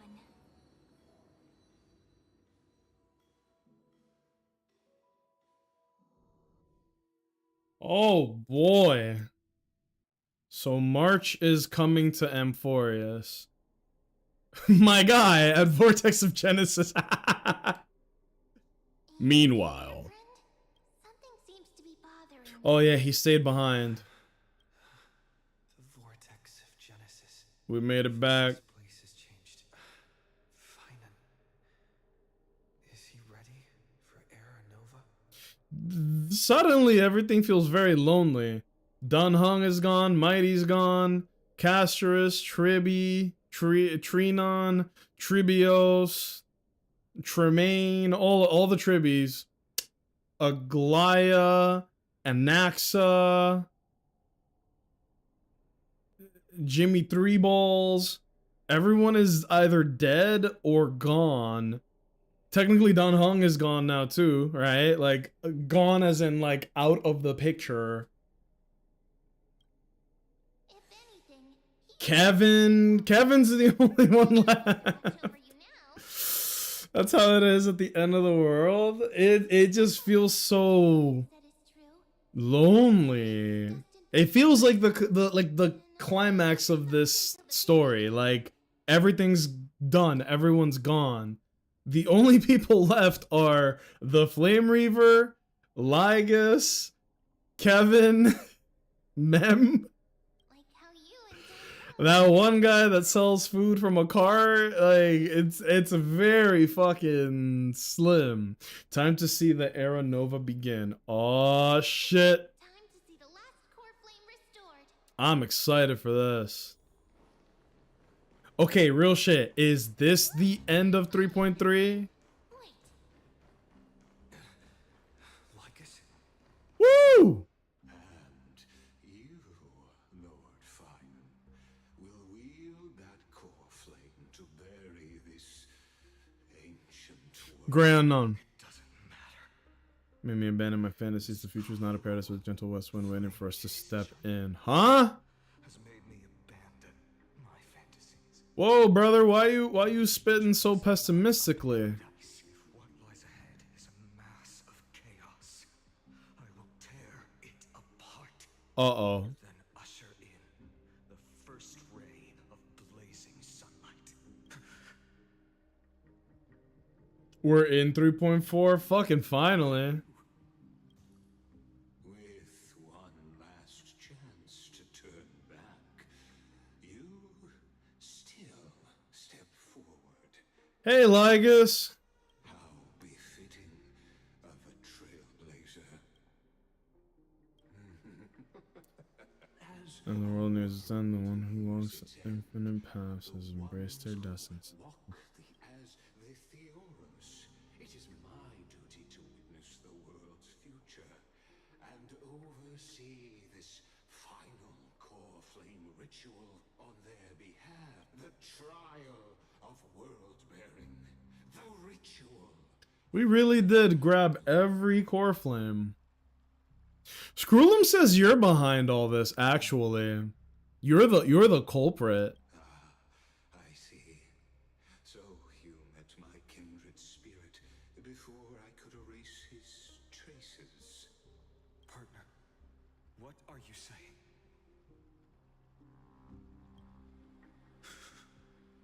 This one know more than he's saying. I've had my suspicions. How does a native Antikythera know so much about repairing vehicles from beyond the sky? Lord Lycus, how much do you truly know about Era Nova? Tell us everything. Uh-oh. Very well. I need no longer maintain this Theoros You see truth, Lord Finon, and truth you shall have. Some to bear the broken pillars to fill the vacant seats. Those who would assume divine authority must prove themselves through trials. This bit of commentary has been an assistant for the world-bearing trials of the divine deity itself, bringing forth the Era Nova and bearing its weight is an endless ordeal ceasing only upon collapse. Bringing forth the Era Nova and bearing its weight is an endless ordeal, ceasing only upon collapse. Precisely. The Era Nova ritual is not something that can be completed in an instant, but a long and arduous journey, while the sacrificial journey of the shoulder the gods' core flames burning the memories of the words and stand on. Would it be goofy of me to say that whoever the world bearer becomes, it's like the story of Atlas who has to hold the sky up forever? Because that is literally what they're describing. That the Era Nova is not, here's the ritual, restart, but it's the other way around. It is like you, when you become the, it's in the fucking name. Why am I asking? When you become the world bearer, you become like Atlas holding up the sky. When the black tide consumes the bearer and all that they carry, leaving nothing behind. This is the plot of Dark Souls. You have to be the bearer, bearer seek lest, and you link the flame, and then at the end of Dark Souls, you have to keep the flame lit for humanity to continue to exist unless you fall into the Dark Age, and you have to keep doing the journey and becoming big and strong, and then sacrificing your life to continue kindling the flame. All worlds rest in your hands. All that remains is one choice. Pass it on to future generations or extinguish it here now. It's literally Dark Souls! Nurture it, pass it on to future generations, or extinguish it here and now. And this is the plot of Dark Souls! Fire background though. He's gonna link the flame.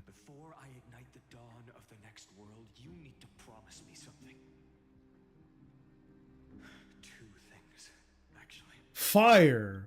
Take it or double it and give it to the next person. That's another A+. Wise, you just hit a double. Or no, that's not what that is. You just you just hit a triple double. I went from baseball references to basketball. You just hit a triple double, and you're about to hit MVP status tonight. Vision of the new world is absolute. The world will be reborn from my memories. All souls living dead will return as first humans, unchanged from their past lives.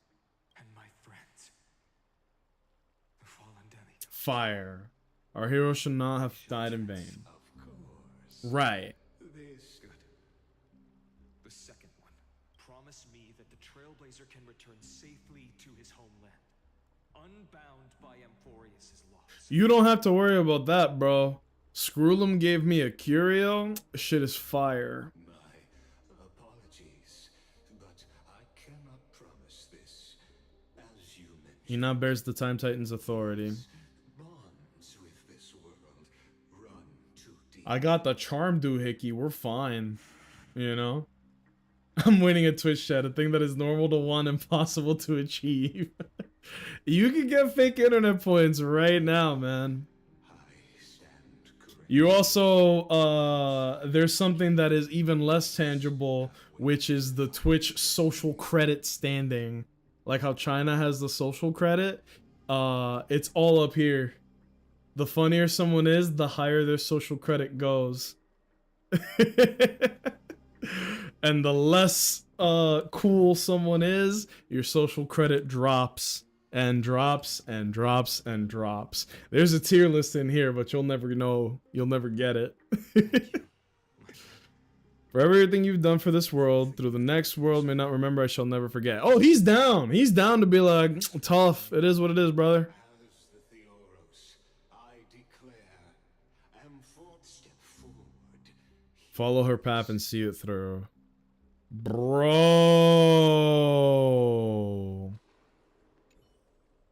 Oh, he's tall. Damn, Finon. You should play basketball. We could never have reached a prophesized tomorrow. I can't believe we've made it this far. Before we begin, who are you? Allow me to reintroduce myself. I am Lycurgus. Once an honored elder of the Akuma Council, as Theoros has sworn to watch over and protect every citizen of Akuma until the very end. That alone won't satisfy your curiosity. Let me share something with you. Something that means little to Forest, but everything to a traveler like yourself. Lycurgus, am one of the Erudition's many Pathstriders. Interesting.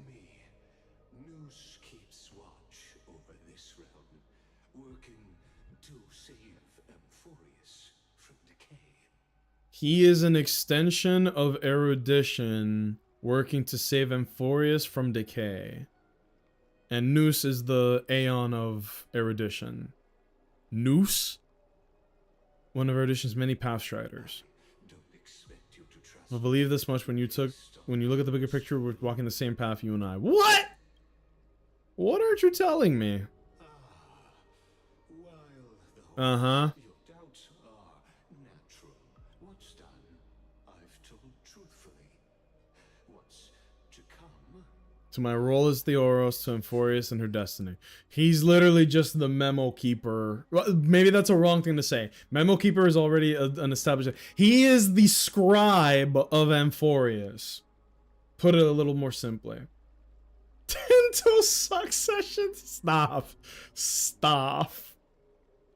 You cannot cash in your internet credit score for anything, especially toe sucking. Does this look like a Tarantino stream? All synthetic life shares a common source. We are all children of the universe's eternal mathematical law. Nerd! Shut the fuck up, nerd. The answer is simple. That brilliant mind is my kindred. Got it. That's why he is connected to Skrullum. Well, that's all the information I could get. That was more information that the game gave us that we otherwise would not have gotten if we didn't ask, which is that he is a follower of Erudition and that he is working on behalf of Erudition to save Amphorius from decay, which I'm assuming means the path of destruction. Which sounds so cool when you say it out loud, but it is literally exactly as described, the path of destruction. And the Era Nova approaches. The radiant soul has arrived, having walked through the bustling nights, bearing the golden fire and blood, stepping with pride. It's a lot of flowery language going on here. He is the pure child, walking upon the path of yesterday. Fire, fire, fire, fire, fire. I think we're cooking now. First to be named among the nameless. Eternal in form, limitless in reach. Wow. The endless night under These are all the core flame keepers. greatest of kings. Oh my god. He's so muscular. Children above their adversaries. He's like this, like, you see Anaxa's nerdy ass frame, you see Tribby who is a child, and then the next one is just this, it's just, greatest of kings, protector of the displaced star, raising humanity's children above their adversaries. This motherfucker is huge. He is like comically bigger than everyone that they're gonna show. The firmament of passes through his very bones. What? Hold on, I gotta close out some of these tabs. Empty chairs and empty tables, where my friends will meet no more. The firmament of molten gold courses through his very bones and flesh. Yup! The greatest of schemes reveal against his breath and words. Yup!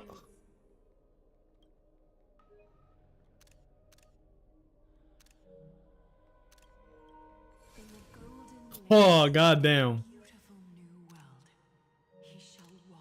In the golden lakes of that beautiful new world, he shall wash himself clean.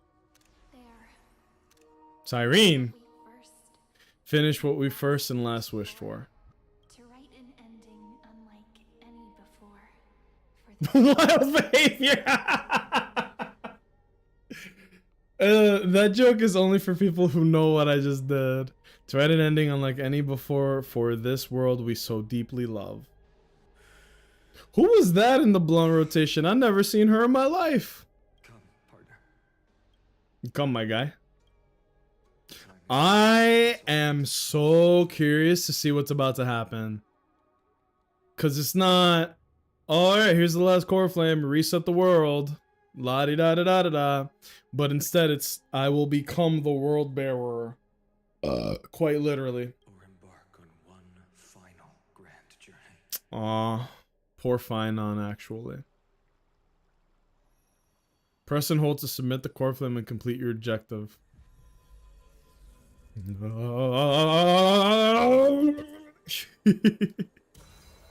I need to not do that anymore, as funny as it is to me, because it hurts my neck.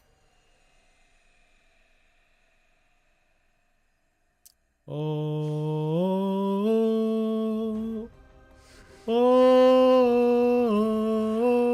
oh.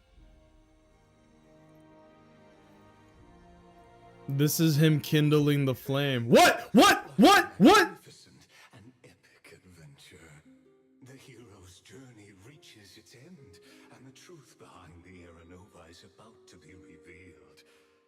Is that truly the case? Hey, yo. Master Theoros, allow me to humbly request that you find a moment to listen to what I have witnessed. What if he just lies? Is about the nature of Amphorius itself, a story of the prime mover of life.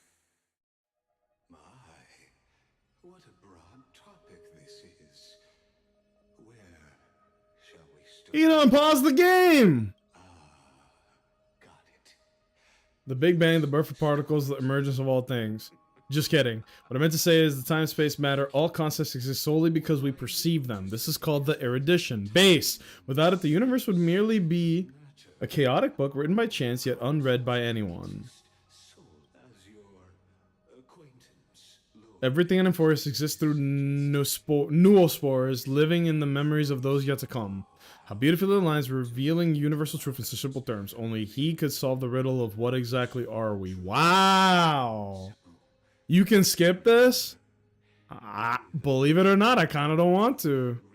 Even as the embodiment of reason, one mystery remained beyond his grasp. That is the case.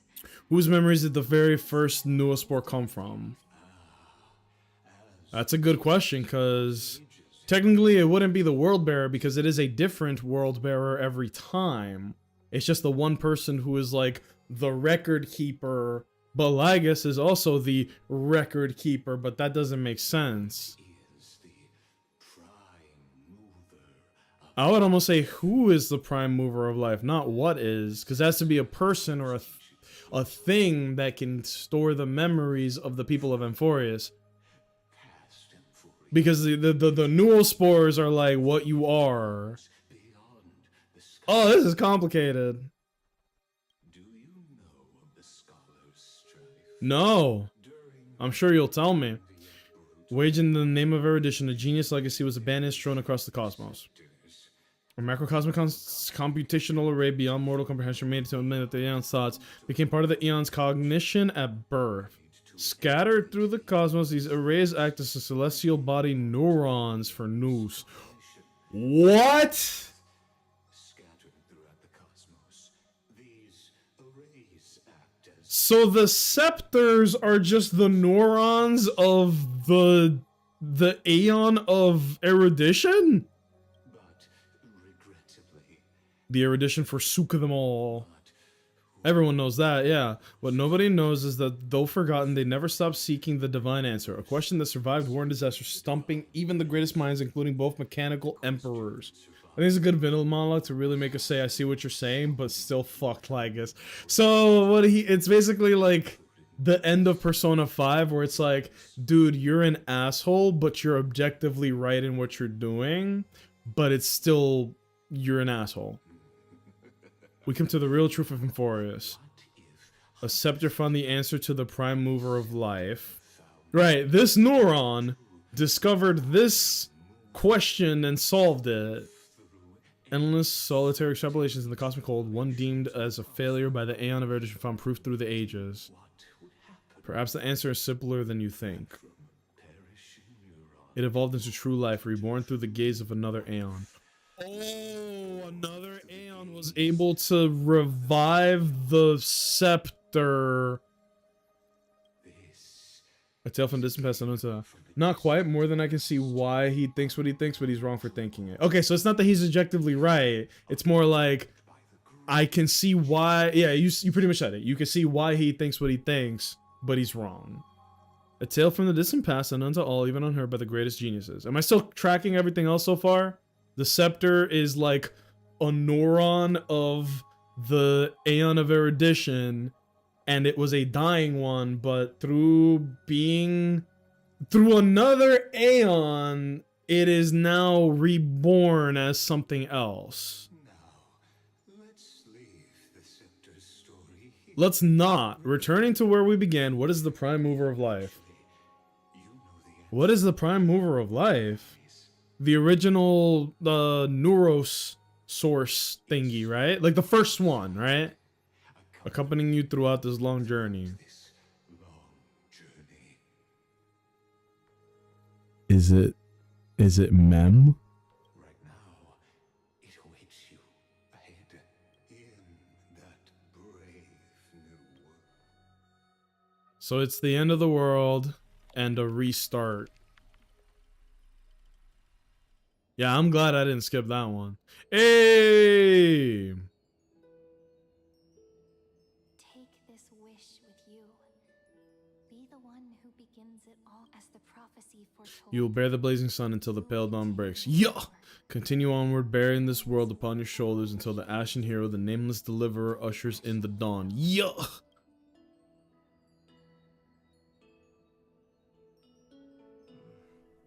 Strange. Like I've dreamed this before, but it all slips away when I wake. Only a voice remains.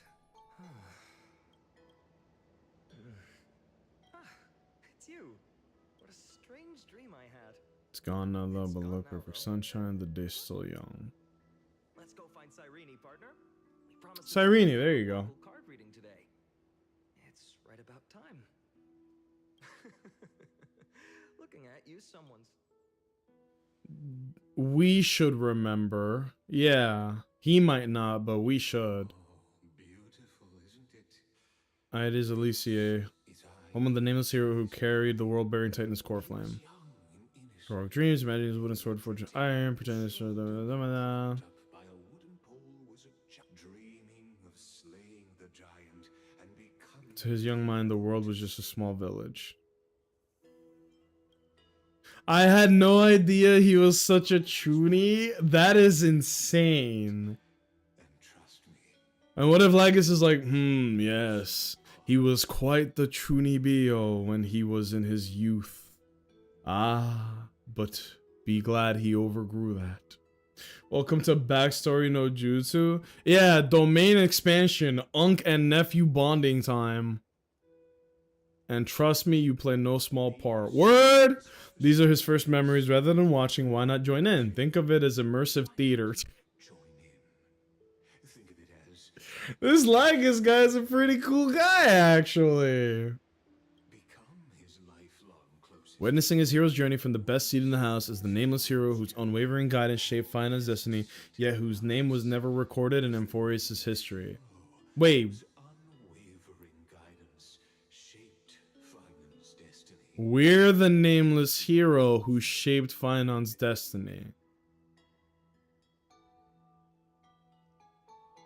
Who could possibly be there his entire life? From the sound of it is us, bro. Questions. Many mysteries lurk in this village beneath the Veil of Evernight. Excuse me, the Veil of Evernight? Your questions will... Say that again. Say that again. All awake now? Great. Finan, show me how to use a sword like you. Shut up, nerd. Where are you headed? No Cyrene today? Huh? That's exactly where I'm going. Huh?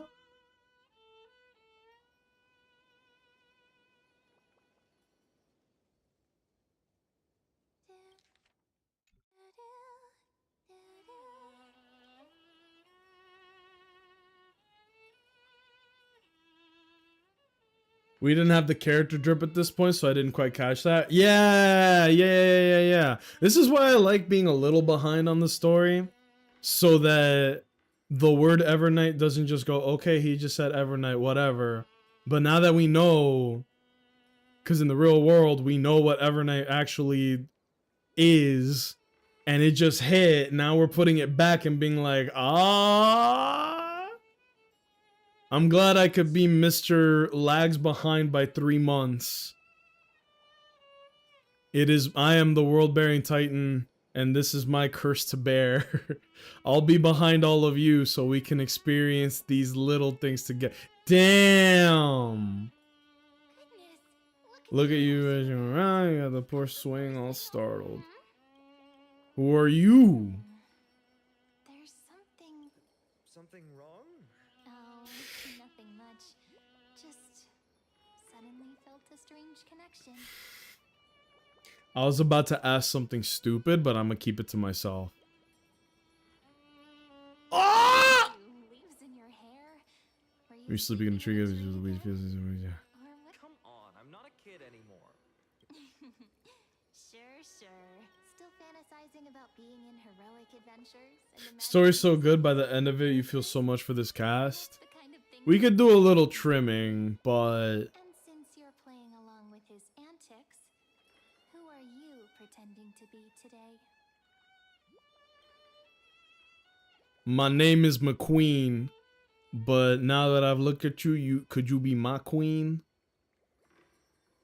I'm my guy. Well, he hasn't decided on a character for today yet. What? How about we stick with the usual? You know, The valiant hero from a distant shore who made a pact to learn the sword from you. Spare me. Can we not bring... Speaking of which, what about those oracle cards? I was just about to tell you. While napping on the swing, I had the strangest dream. There was a mysterious voice in my dream calling out for something. Wait, Yes, you did. Something smells good, bro. Old oracle cards I used to play with as a kid. Though the Orynyx prophecies were always hit or miss.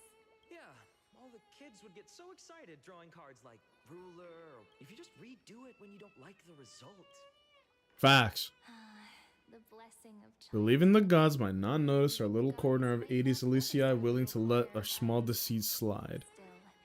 We never really know just how far into the future the prophecy extends. Let's go to our old secret base and look for now I can think of a few spots.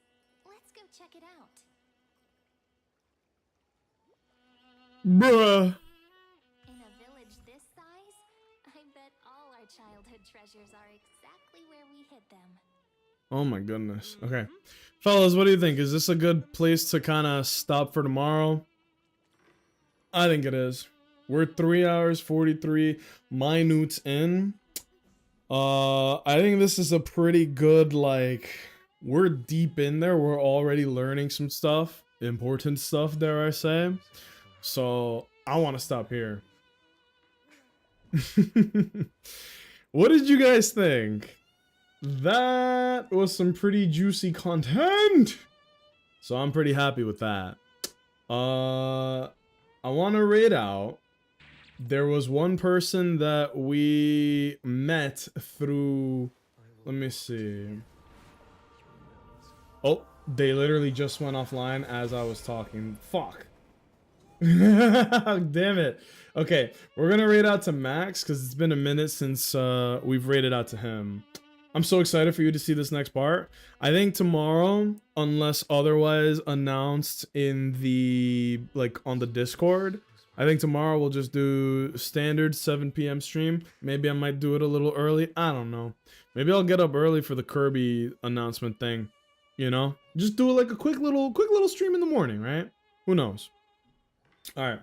We are gonna raid out to Master Max, who is currently playing through Castlevania. I feel like every time I look at him, he's playing Castlevania. Copy, paste, Master Max. Dude, seriously, thank you guys for hanging out with me today.